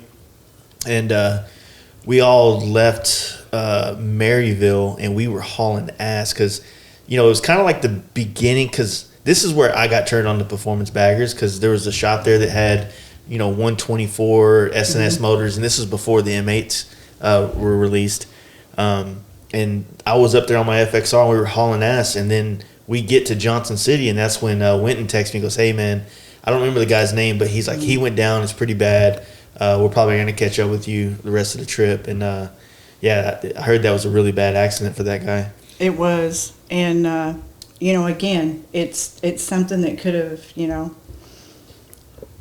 been I a mean, really it was, bad deal. not without saying any names of the shops, it was, the bolts were too short for the handlebar risers, so they snapped out. And I was telling you that road that we were on was rough. You know what I mean? It was a lot of pavement changes and grooved pavement. They were kind of resurfacing the road. And, that's one thing with Jerry. He's always, the engineering end of it. Try to over-engineer instead of under-engineer. And it's like, better safe than sorry. Exactly. Basically. And even though if the guys, they want to. If it's questionable, then you already know it's not good enough. Yeah. Well, they'll want something because it looks cool, but Jerry will say, no, that's not going to work. It's not going to function. So, they have to reroute and do something different. But that you have to have that engineering. It's like, we want to sleep at night. Yeah. That's the scary thing about building bikes is like, and I'm saying this for my own, like every time I'm like, what, I want to get I don't mind customizing for myself, but when you do it for a customer, man, it's a nerve-wracking feeling of like, man, did I put that swing arm on right? Is it tight? Did I torque that right? We got Dave that does 90% of the assembly and stuff like that, and he's super, super cautious about. He has other guys that help him do stuff, but on certain parts of it, he's super cautious about him putting it together. Yeah. And stuff like that, and that's the deal, is you got to have somebody pretty responsible doing that end of it. Don't take your new guy off the street and have him do it or whatever. Put your whole business in jeopardy. Yeah. Yeah, I don't know about a lot of people, but man, if somebody got hurt bad off of something that I did on a motorcycle, I couldn't live with myself. No. And the same goes with even our parts. But, that's why we use the aluminum that we use. It's the aircraft grade. We try to do it as quality as possible, You just got to do your best all the time. Try to do your best, And Well, obviously you want to build something, you want to make parts that makes money, but we're not going to sacrifice, somebody getting hurt just so we can make a buck, So no, that won't. No, I would not. Never happen. When did the parts line start to come about? Was that more like at the birth of the bagger thing, or did you have a chopper line as well? No, it was kind of a funny deal that you said birth of the bagger because we started, believe it or not, in 2003 on that. And even before then, in the 90s is when I really started, but I wasn't doing my own machining. And I didn't have much stuff machined at all, but I figured out rake trees and what rake trees it took to make choppers where you could ride them with one hand, and they didn't flop and they worked, and got the geometry right on stuff. And we made a lot of different trees, like we made them for Sportsters, narrow glide, mid glide, wide glide, Dynas, and we made them 3 degree, 4 degrees, 6 degrees, whatever it took to make that geometry work with that rake and trail. And it was a funny thing because a lot of people didn't know, and they're used to be a place called Redneck Engineering. Remember them? And Yeah. I remember they called and ordered one of each, and we said, 3 sets? They said, well, we're not sure which ones we want to put on this bike. We got to Daytona 3 months later, and they had them stacked up there, different ones for sale. Oh, And- they knocked them off? Joey Purse did the exact same thing. He comes over and goes, what's this I'm hearing about all this rake tree stuff? And so I told him, I said, it's to get the geometry right. So I see an ad like a month and a half later in the magazine, best trees on the planet. You know, And that's what it said. And funny thing is, he only heard part of it, rake trees. So he thinks, well, if they're doing 3s or 4s, a 7's even going to be better. Oh, shit. But he didn't realize that you had to have a certain amount of rake to make each one work, and depending on tire size and everything. He didn't realize there was a whole geometry to the whole deal. And he was selling those going Sportsters and different bikes, and you couldn't run them over 35 mile an hour. You know, they'd speed wobble all over the place and wouldn't trail. And That's the and thing that I stuff. noticed, even in some, without naming names, even in some of the bagger things of the last 10 years, people would just make shit. They would never ride it or put it to the test to They make sure didn't even it worked. ride motorcycles. Exactly. You know? well, we always called it when somebody came up and was really eyeballing our parts, you know, and taking pictures and stuff. We called it R&D, but it was rip off and duplicate. And without naming names, one of them was so bad that they copied our Fat Boy trees. They even copied the Our stand. display stand. It looked identical to it. It's That's sad. like, really? You know, can you not come up with something original? 10% at least. Yeah, just I mean, make it it was- look like you tried. It Yeah. was amazing, but you know, It's like any other business industry or It, anything.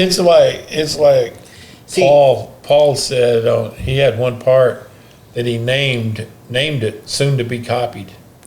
And you know, True. he was right. You Yeah, know, it's, and it does it so fast that people say, well, why don't you get a patent for it? Well, all they got to do is change one little tiny thing. Change a little bit. And, Yeah. you know, so, we did some patents, but one of them was on our exhaust, which came in handy. came in handy. There's been a couple people you know Yeah. Yeah. and That tried. that tried like immediately.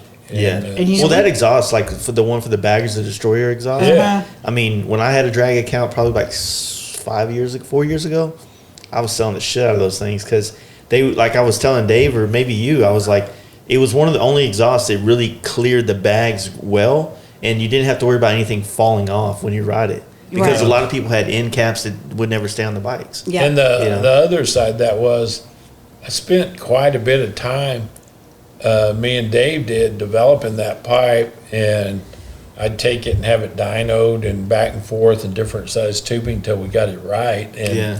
that pipe actually, I said, I don't want it just to look good, I want it to make horsepower too. And it did, it makes good power and stuff, and it works really well. But Yeah. we've and, never heard anybody ever say they lost power with it. And then, you know, Jerry threw his hot rod past, you know, into Yeah. it with that collector and stuff. Yeah. So what was after the biker build off? How did the like I said, we both kind of was talking about how it kind of got real clownish, with all the names and the Oh, geez. and the crazy bikes and stuff like that. But when did you feel like it was like done? The chopper craze or yeah, which the part? chopper, the bobber, the whole nine. That whole chopper deal was, What year was that? that would have been like '08 when it was finally done. When they took all of those up there. The thing that I seen was one of the biggest killers was Iron Horse. You just talked about Iron Horse. And they went and rented like a whole block or something up at Sturgis and filled it up with all the bikes out of their warehouse, and I guess dealers that wanted to bring theirs and set them with them too. To sell? To sell them. Yes. And these bikes at the time sold for like $26,900 or something like that retail. And dealers were paying like $23,000. And I had been a dealer for a year. Yeah. We tried it, and it was, It just nah. wasn't, we couldn't do it. Anyway, they took them up there and sold them. We're selling them for $19,900. So what they were doing is cutting the throat on all their dealers that had them on their floors. Because once everybody seen them at 19.9, there was no way that's giving them $27,000 Yeah. for them. So what started happening, and I remember Eddie Trotta was selling them, and he had about 3 of them on his floor. He just called and told them, said, hey, these are coming back to you. Because in some states, Texas being one of them, I know Florida is, I don't know what other ones, but there's a law that if you're buying stuff like that and you can't sell it, they have to buy it back. Even if they buy it back at wholesale, they have to buy it back. And he made them buy his back and stuff, but after that, I guess their company fell apart and they took them to the auction. Or for what? I don't really know what happened. I was kind of around right there because some of the painters that were there working, there was like a little shop in Arlington, Texas that like I was kind of hanging out in, and right when I kind of started around 06. And they had changed new owners and that didn't work. And then like about 09, it was you can go buy frames and all kinds of shit. They were just selling everything out of the warehouse. Everything for nothing after that. But what I heard happen was some foreigner came in and bought the whole lot of them. And he took, I think, part of them, shipped them home where there's worth something, and took the rest of them to like the Dallas auction. And they were bringing 13 grand and less through an auction. And from that day on, that just like kicked the ladder up from everybody that owned a chopper. And if you own one of those bikes, I don't think it's ever worth over 13 grand again. No, and it was a sad deal. Nowadays a lot of people try to find those because they have good motors in those things. Like you can find in some of those, you'll find a nice little SNS 124 or a Baker 6 in there or something like that, and you could put them in other choppers or FXRs and shit. Yeah, honestly, the motor and stuff's probably worth more than the whole bike is together down here. That's right. But you see them sell now for $7 grand, $6 grand, stuff like that. But it's sad because it costs so much money to build that stuff. But again, there you go. You flooded the market with it. Then you couldn't sell as many as you needed to, and I guess this is kind of I'm going to try to frame this question the right way, but when I look at the bagger industry and how that was kind of like my actual kind of start, almost like the chopper is for what you guys were doing, do you not ever look back and like in any kind of disgust of what it turned into, or do you still like hold on to more of the fonder good times like the biker build-offs and all the... No, because we got a lot of customers, really good people that would never been chopper riders. You know what I mean? That might have been bagger riders that you converted into custom bagger riders. And stuff. And a lot of them, they didn't ride them bikes like they ride them baggers. They'll ride the baggers a lot more. And stuff. But I wouldn't say that.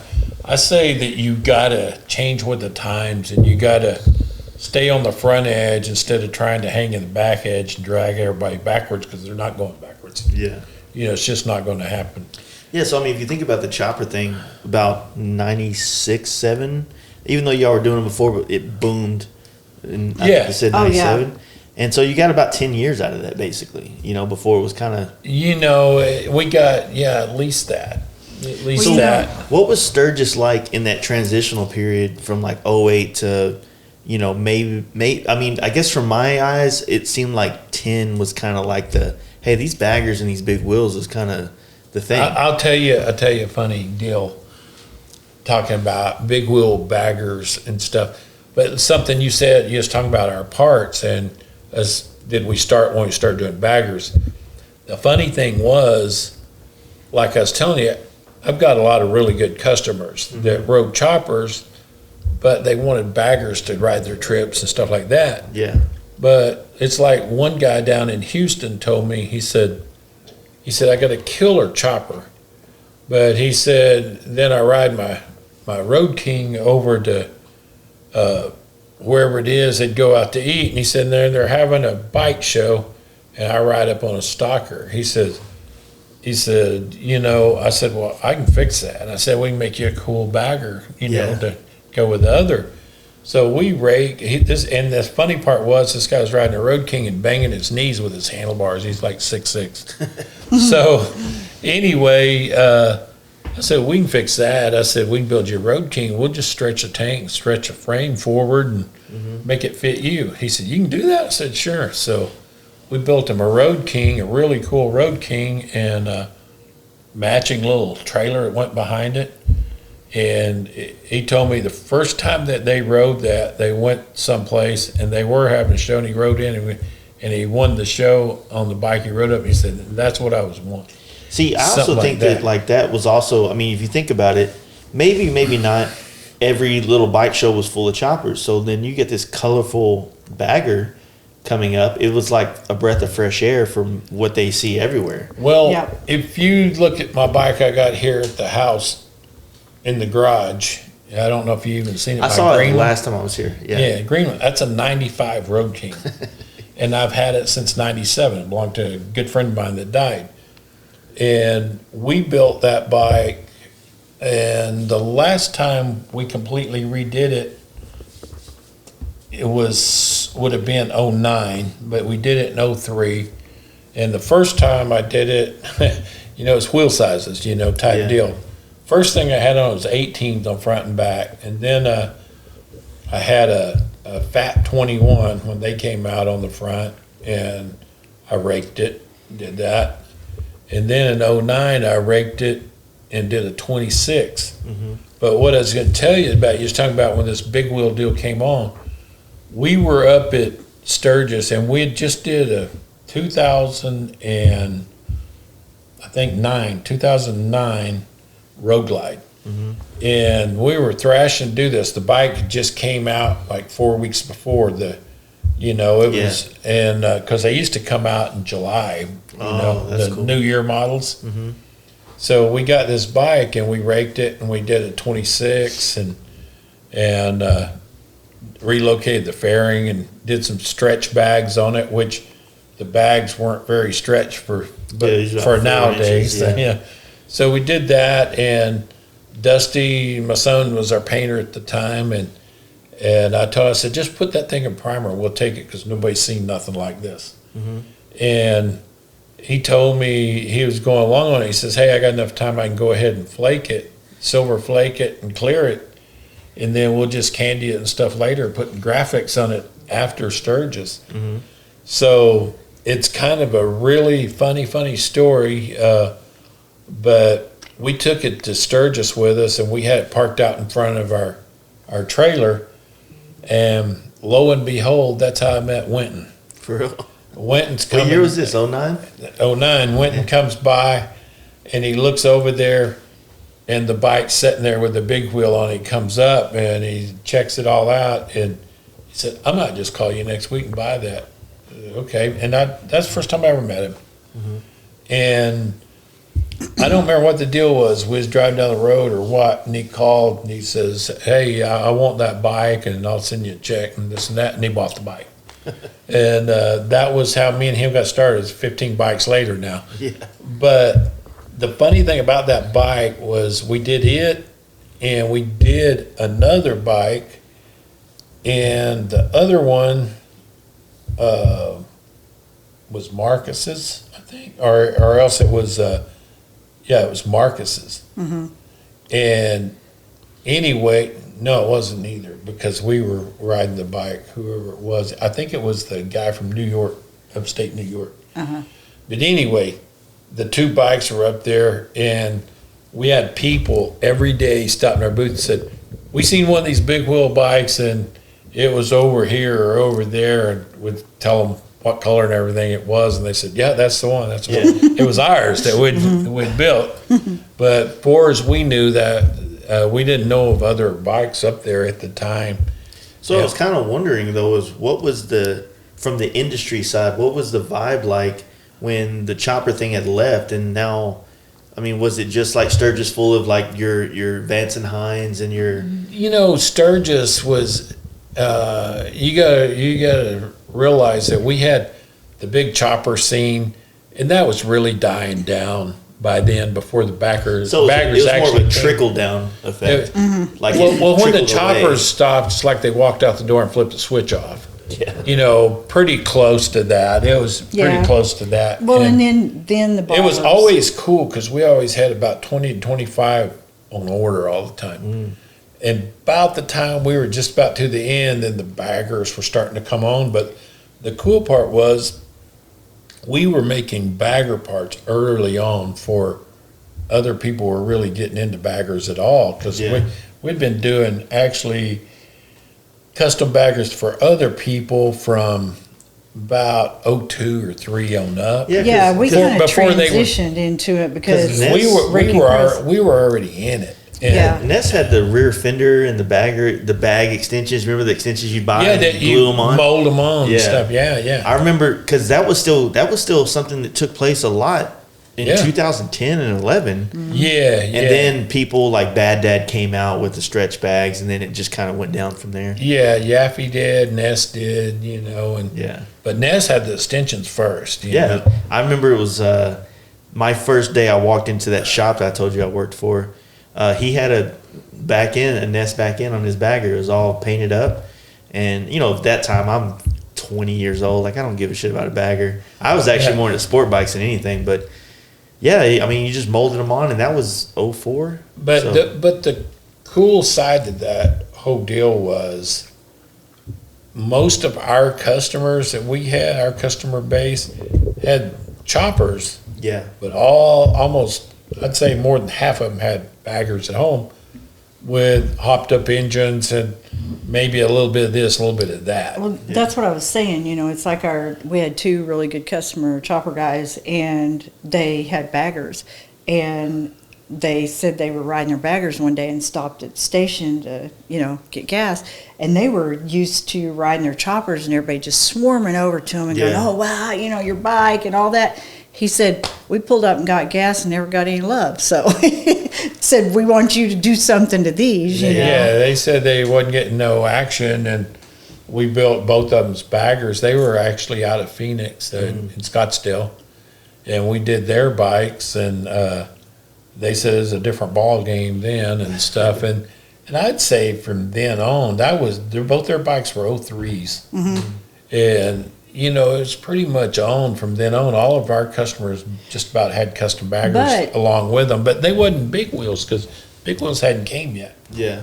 And stuff. So. But in between the chopper and the bagger stuff, we had some really good years with bobbers, and we had what we called a 300S and a 300R. It was 300 rear tire, Rigids with rigid 300s. or soft tail, and that was our production bikes that had their own MSO and NADA and, all we of that. did a lot of bobbers right through those years too. We sold a ton of those And things. wasn't the whole concept with those things like a more affordable chopper, Yes. Yeah. basically? Yeah.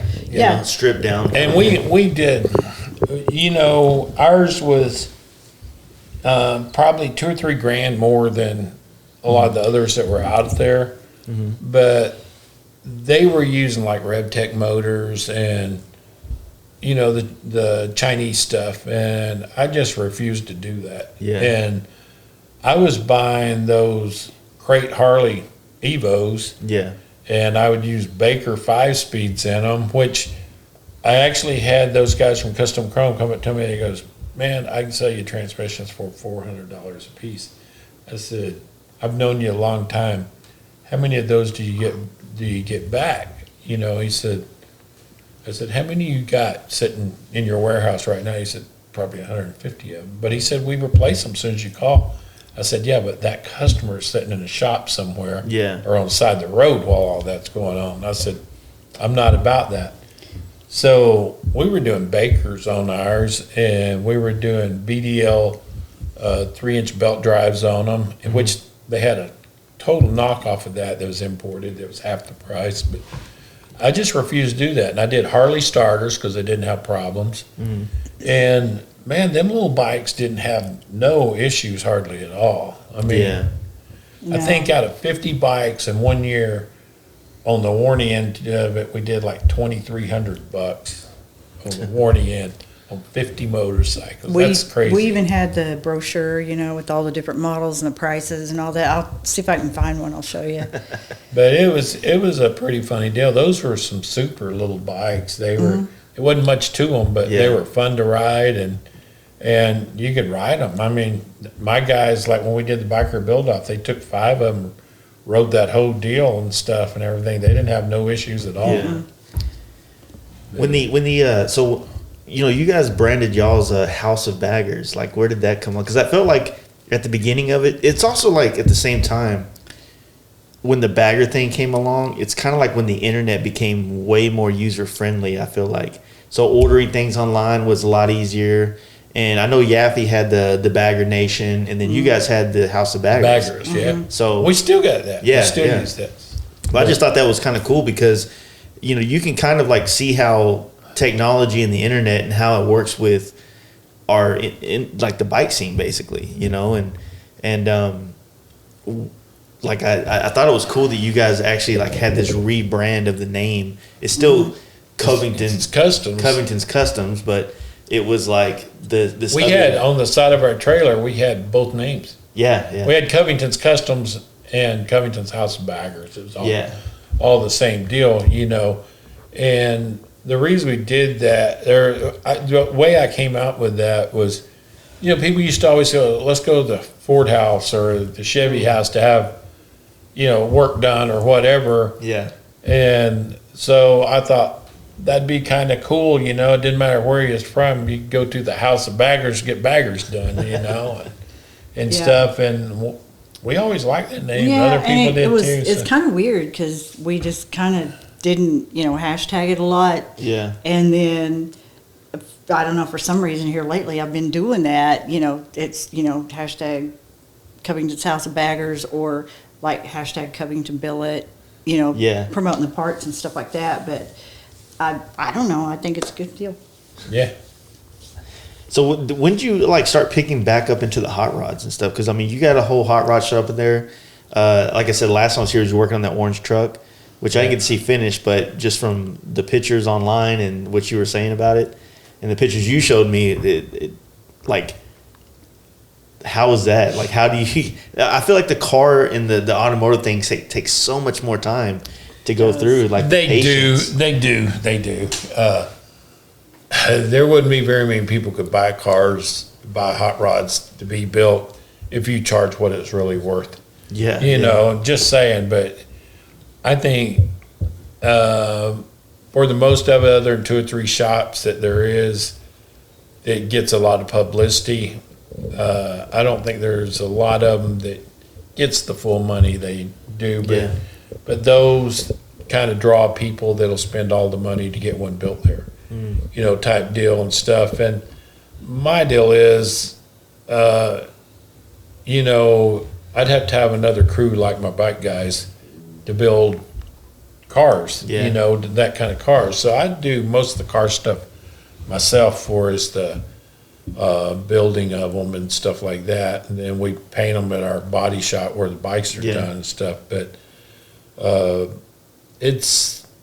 it's a cool deal. It's not about the money on those. Have you started I mean, there's so many different models of cars and trucks, and it's kind of like not like bikes where you can make a part that kind of goes through every little, process. Yeah. I have thought about that, and honestly, I might do that.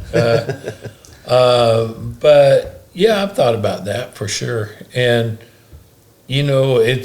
we're more on these cars so far. I've been more about one-off parts, Yeah. That's what makes them so unique. Because we can do it. The truck we just finished,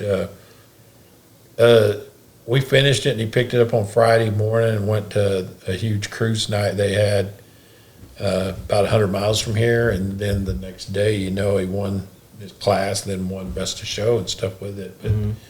But, the truck came out really nice and it's got some really neat stuff. And, some of the neat stuff is just little pieces that were machined that's different than anybody else's. And boy, people notice it. And the guy that owns it's never owned anything took it to anything like this. Oh, so that's probably an And amazing he's just in experience. the last year or so while he was building it, he started going to these car shows and ride runs. And he knew nothing about any of that when we first started out, and I took him a whole different direction than what he was originally thinking. You know, like stepped it up quite a few notches from what he was thinking. But once he was there, he never got more than 5 minutes without somebody asking him something about his truck. Yeah. And then he started realizing, and he's a machinist. Okay. Yeah. I was an extremely good machinist. And anyway, we made a steering wheel to match the wheels, and it's not one that they do off blanks like most of the steering wheel places. This thing was fully made from a block of aluminum. Yeah. So we did that, and we did the taillights, and we did a bunch of other, like it's got all matching knobs under whether it's a dipstick or the dash knobs, they're all matched, all done out of stainless and stuff cool. like that. But that stuff, he started to really finding out how big a deal it was to have stuff that's different than what other people seen Yeah. Yeah. and for stuff. sure. So, and to me, I've always been that way, and like the car I'm starting on now, been started on it for a little while. But That's the one you pulled out of the shop today, right? yeah, put it over in there. It's a 55 Bel Air 2-door post, but you know, I got a Speed Tech chassis, but we're doing twin turbos and LSX. Is that for you or is that a customer's? No, that's my car. Yeah, you noticed that? No, that's my car.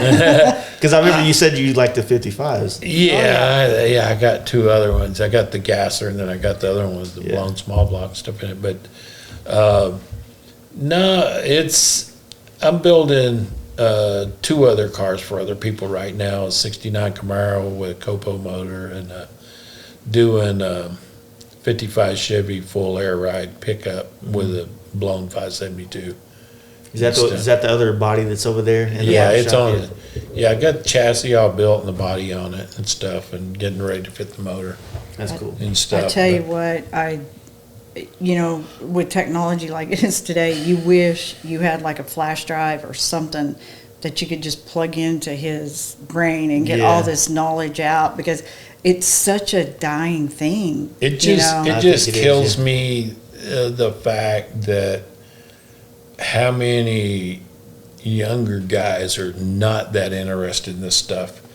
Because I mean, I lived for it when I was younger and stuff, you know, and it's never went away. It's been in the blood. Yeah. But it just kills me the fact to think that how it's such a dying deal. There's a lot of people still hardcore into it, but there could be so many more. You know what and this is a very quick response to that. I think that probably a lot of that has to do with the fact that when you were younger, getting your hands on these cars was way more easy, if you will, price wise. Yeah, I don't. Yes and no. I mean, I know that the price, the cost of everything in the world was much different. I'm talking about guys wanting to. I mean, I remember I went and hung out and helped work on stuff for nothing Yeah. to get to do it, just Well, to be there's- around hot rods. There was a much There's bigger. nobody like that. You Yeah. can't even pay them to come be in the shop now. Yeah, I totally agree with that. You So- know, that's what I'm talking about. They just don't have the desire to, because you can start by working on them, and then you can end up getting one later or whatever. You know, get involved with it. They don't Yeah. want to get involved. You know. See, I question that too, because like, when I was in my early 20s, before I got into bikes, I was into cars. So going to street racing, going to cruises, like the street that you cruise on, like there was a lot of things that you could do back then that nowadays, like, cops shut that shit down real quick. You know what I mean? Yeah. And so it's kind of taken the culture, on that end. I think it took the culture away from people in our younger, generation, to where like they don't, like, my daughter doesn't tell me about how like her and her boyfriend or the guys or the people go to the Sonic and hang out. And, like, Yeah. you know what I mean? It's those kind of things. It's like the cool part of it's it. Cause If I you're- think a lot of it's because they're face down True, on yeah. a phone, or on a Xbox or something like that. Nowadays, it just kills me to see, because I remember also, of course, they got, all that stuff to do, and it's a different world, but I remember, man, that I was an outsider. They had to make me come in at nighttime because I was out doing something, You just don't see that no more, Yeah, I mean, I agree, man. We were talking about my son, trying to get him to go outside and play. It's, but go get your hands dirty. yeah, it's really tough because, like, in one sense, you feel like it's kind of like an obligation. I've said this on my podcast a million times, but my buddy said it in regards to his motorcycle club. He's a booze fighter, and he's like, I'm a booze fighter. This thing's been around since the 40s. I don't want it to die under my watch. I have to be the inspiration for the next generation. But at the same time, like, how can hard work compete with the easiness of the internet and Netflix and YouTube and all these other things? It's like everybody wants to be the guy like you, but they want to do it on camera. You know what I mean? Yeah. You know what I mean? And there's so many times, like, when you're really doing this stuff, it's like you don't even think about pulling your phone out and take a picture of it. You're just so in it, focused. Locked in. Yeah.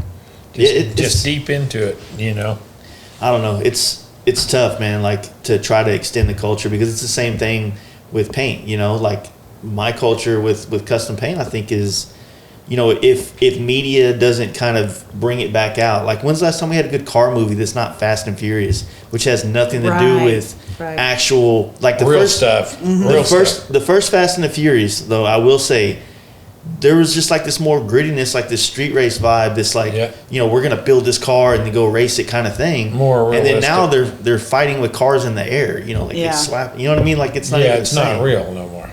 A good Gone in 60 seconds. Where's one of those at? Like, Yeah.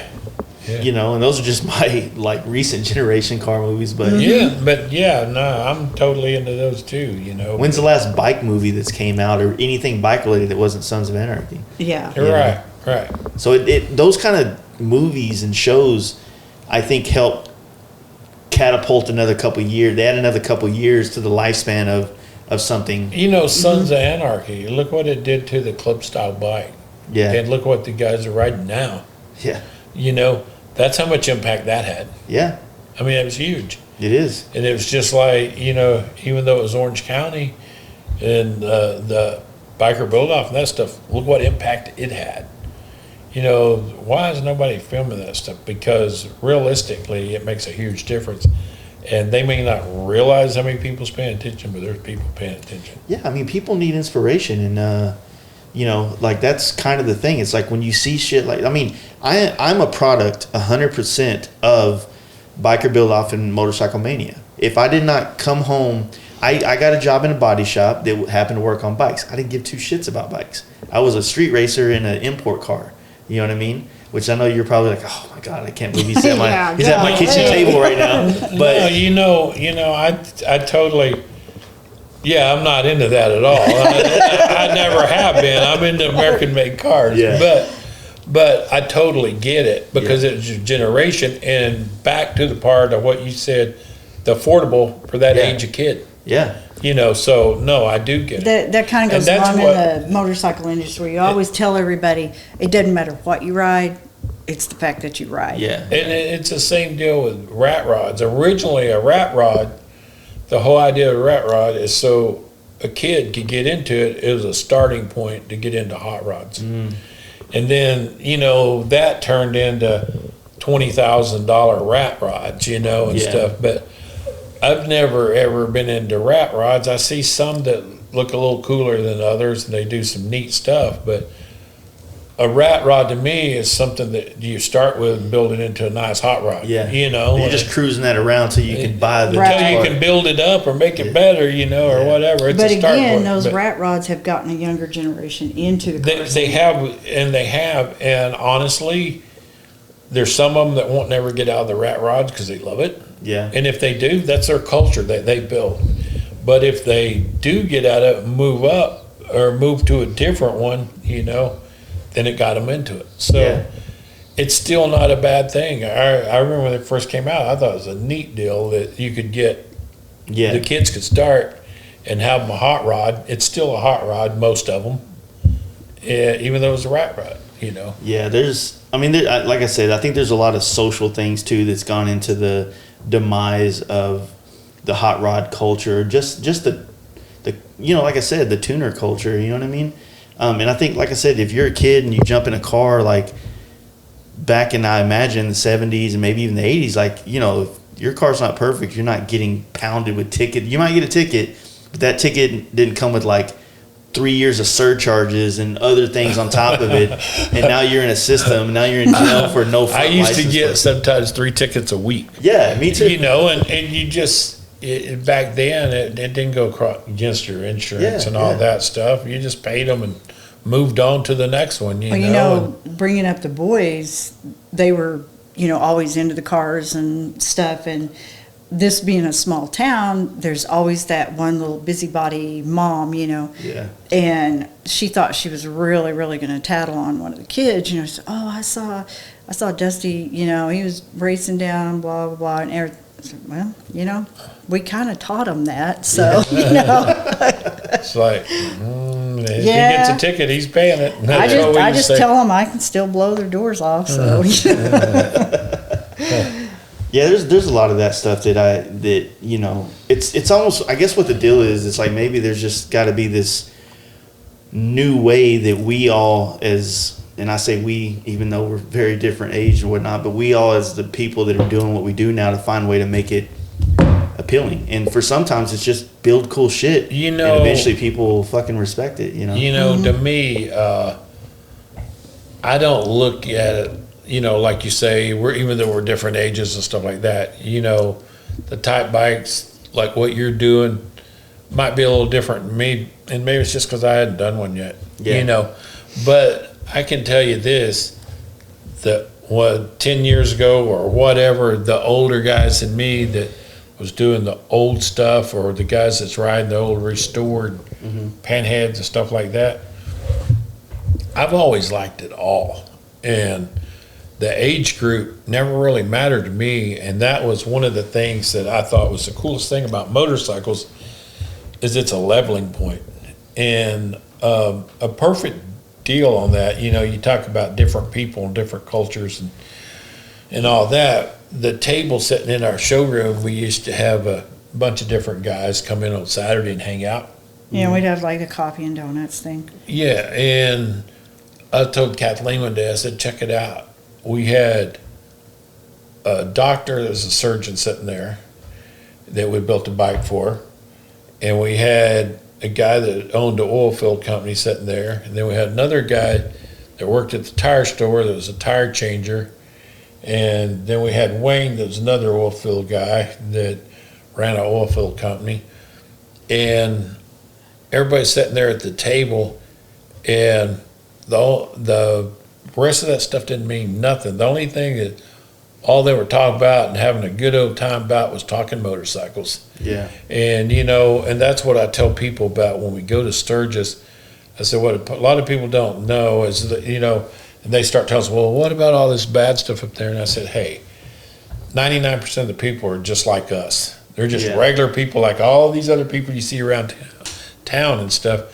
I said, the difference is when you get up there, they don't care if you're rich or poor or what. You're a motorcycle guy and you're there with them, so you're like a brother, and I think our motorcycle culture and industry is probably a closer knit family than anything else out there. For sure, yeah. And it don't matter the age. You can be, if you're 16 years old up there and riding a motorcycle around, everybody's like, cool, come on, or you can be, it's really cool. Like we had a guy, what was he, 92 or whatever that, or 95. Guy that was coming through. And his headlight fell out and we fixed it for him. That dude could barely hold his bike up, and he's riding out the four corners. He goes, yeah, I've got the award there the last couple of years for the oldest guy there and stuff. I said, and if you looked at the guy, you honestly didn't think that I he thought, could even and pick it was the bike like up. 90-something degrees, and I thought, man, dude, you don't need to be out in this heat. Yeah. But this bike he'd had for, I think it was an 80-something bagger, and his headlight fell out. when he came out and said, "Hey, can you guys help me put this headlight back in?" We're like, "Yeah," and we put it in for him. We're talking to him about it and told him it was really cool. And actually, we got pictures of him in the shop and all that and everything. Yeah. We told him, "Man, that's super cool and stuff." Yeah, we got him bottled water, and he chilled out for a while. Chilled out for a little while and stuff, and got on the bike and was watching. And Kathleen goes, "Oh man, he's going to fall or whatever." I just couldn't look. I said, "No, this dude's been doing it like 100 years. He's fine." Yeah. And he was out there kind of like, He had a night. Was it 1901 or something like that, or 03? Yeah. He had a 03. yeah. So he's out there, and he's kind of like real shaky and everything. But he got on the bike, put one foot up, kicked it in gear, and away he went. Took off. It's Yeah. like, and he was headed out to Guyman to Four Corners, and stuff. And I guess he was the oldest guy there again. And I wished I'd have thought of it before you got here. There's an older gentleman that lives here in town, and dude, you have got to do a podcast. He's the with baddest motorcycle rider I know, period. This guy's done the hard butt. He's done the deal from Miami to Alaska. from the Keys Damn. to Alaska. He's done every kind of thing. And you got to realize he's in his 80s. Yeah. And he crashed bad because I think hit a deer or something. Healed all up for that, and he had something else, another crash here just recently. A bike just laid over. But it broke his ankle. Yeah. Yeah. But anyway, this guy's got a little bobber that we had built. Jumps on it, rides at Sturgis nonstop, and he goes to Jacksonville, Florida, clocks in at a fire station, and rides to San Diego. And he said he stopped and napped on the road or something. Went there, and he said he was so tired. Checked in San Diego. He said, went to the first hotel and slept. He said, man, I slept 8 hours straight, and got up, rode back to here, and then picked his wife up, and then went on to Fayetteville to the motorcycle rally. This dude is amazing. He's amazing. Yeah, that sounds like my kind of guy. That's the kind of shit I want to do. That's why I'm trying to get like I said, the scary thing about, I guess I shouldn't worry. I shouldn't be like, we were talking about the kids, they're all worried, but I do want to be able to do shit like that. And I think about, my health and stuff a lot more now, and be like, fuck, I don't want to be so negligent of everything health-wise that, like, I'm just trying to get these jobs done and the next job and this job. And next thing you know, I'm 50 and nothing works anymore. I can't ride. I can't. Well, it takes for some people a little longer than that. Yeah. Yeah, easy now.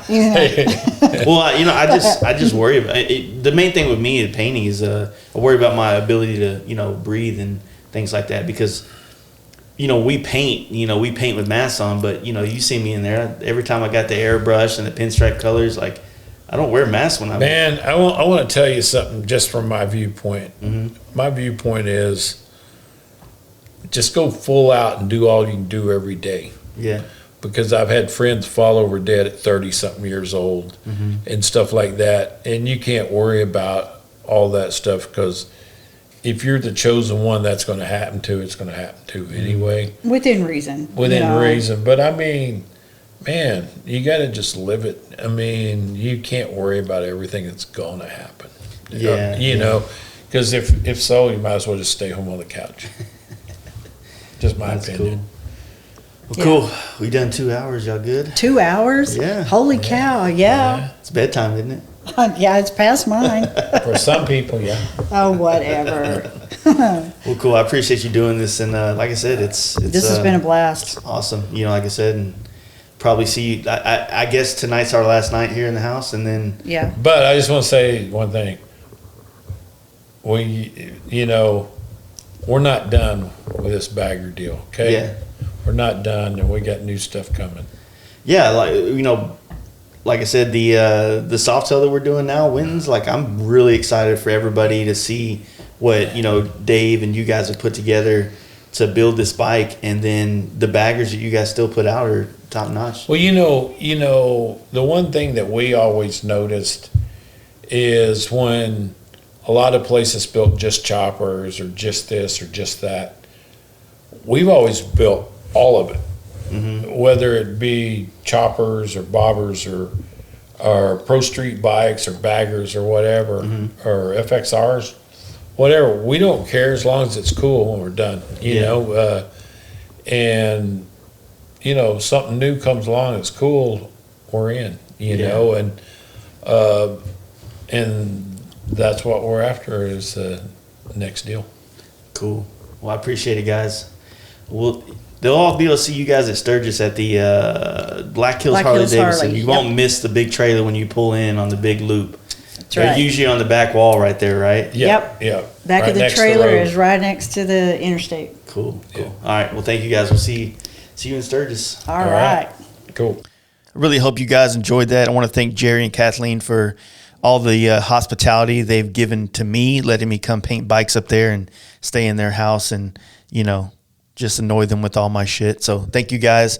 I also want to thank our sponsors, TeamDreamRides.com, at DreamRidesJohn on Instagram, Paint Huffer Metal Flake on Instagram, and PaintHuffer.com and FastLife20 for 20 or 10% off your entire order. Thundermax EFI on Instagram and ShopTmax.com. FastLife for 10% off at checkout. Lexan Moto on Instagram and Lexan-Moto.com and FastLife at checkout for 15% off. Invisivin.com, 15% off with FastLife code and at Invisivin on Instagram. And last but not least, Simpson Motorcycle Helmets on Instagram and SimpsonMotorcycleHelmets.com. We'll be back next week with some more podcasts. Got some stuff lined up this week, bringing some heat this month, I hope. And like I said, thank you guys for joining us, and we'll see you again soon. Peace.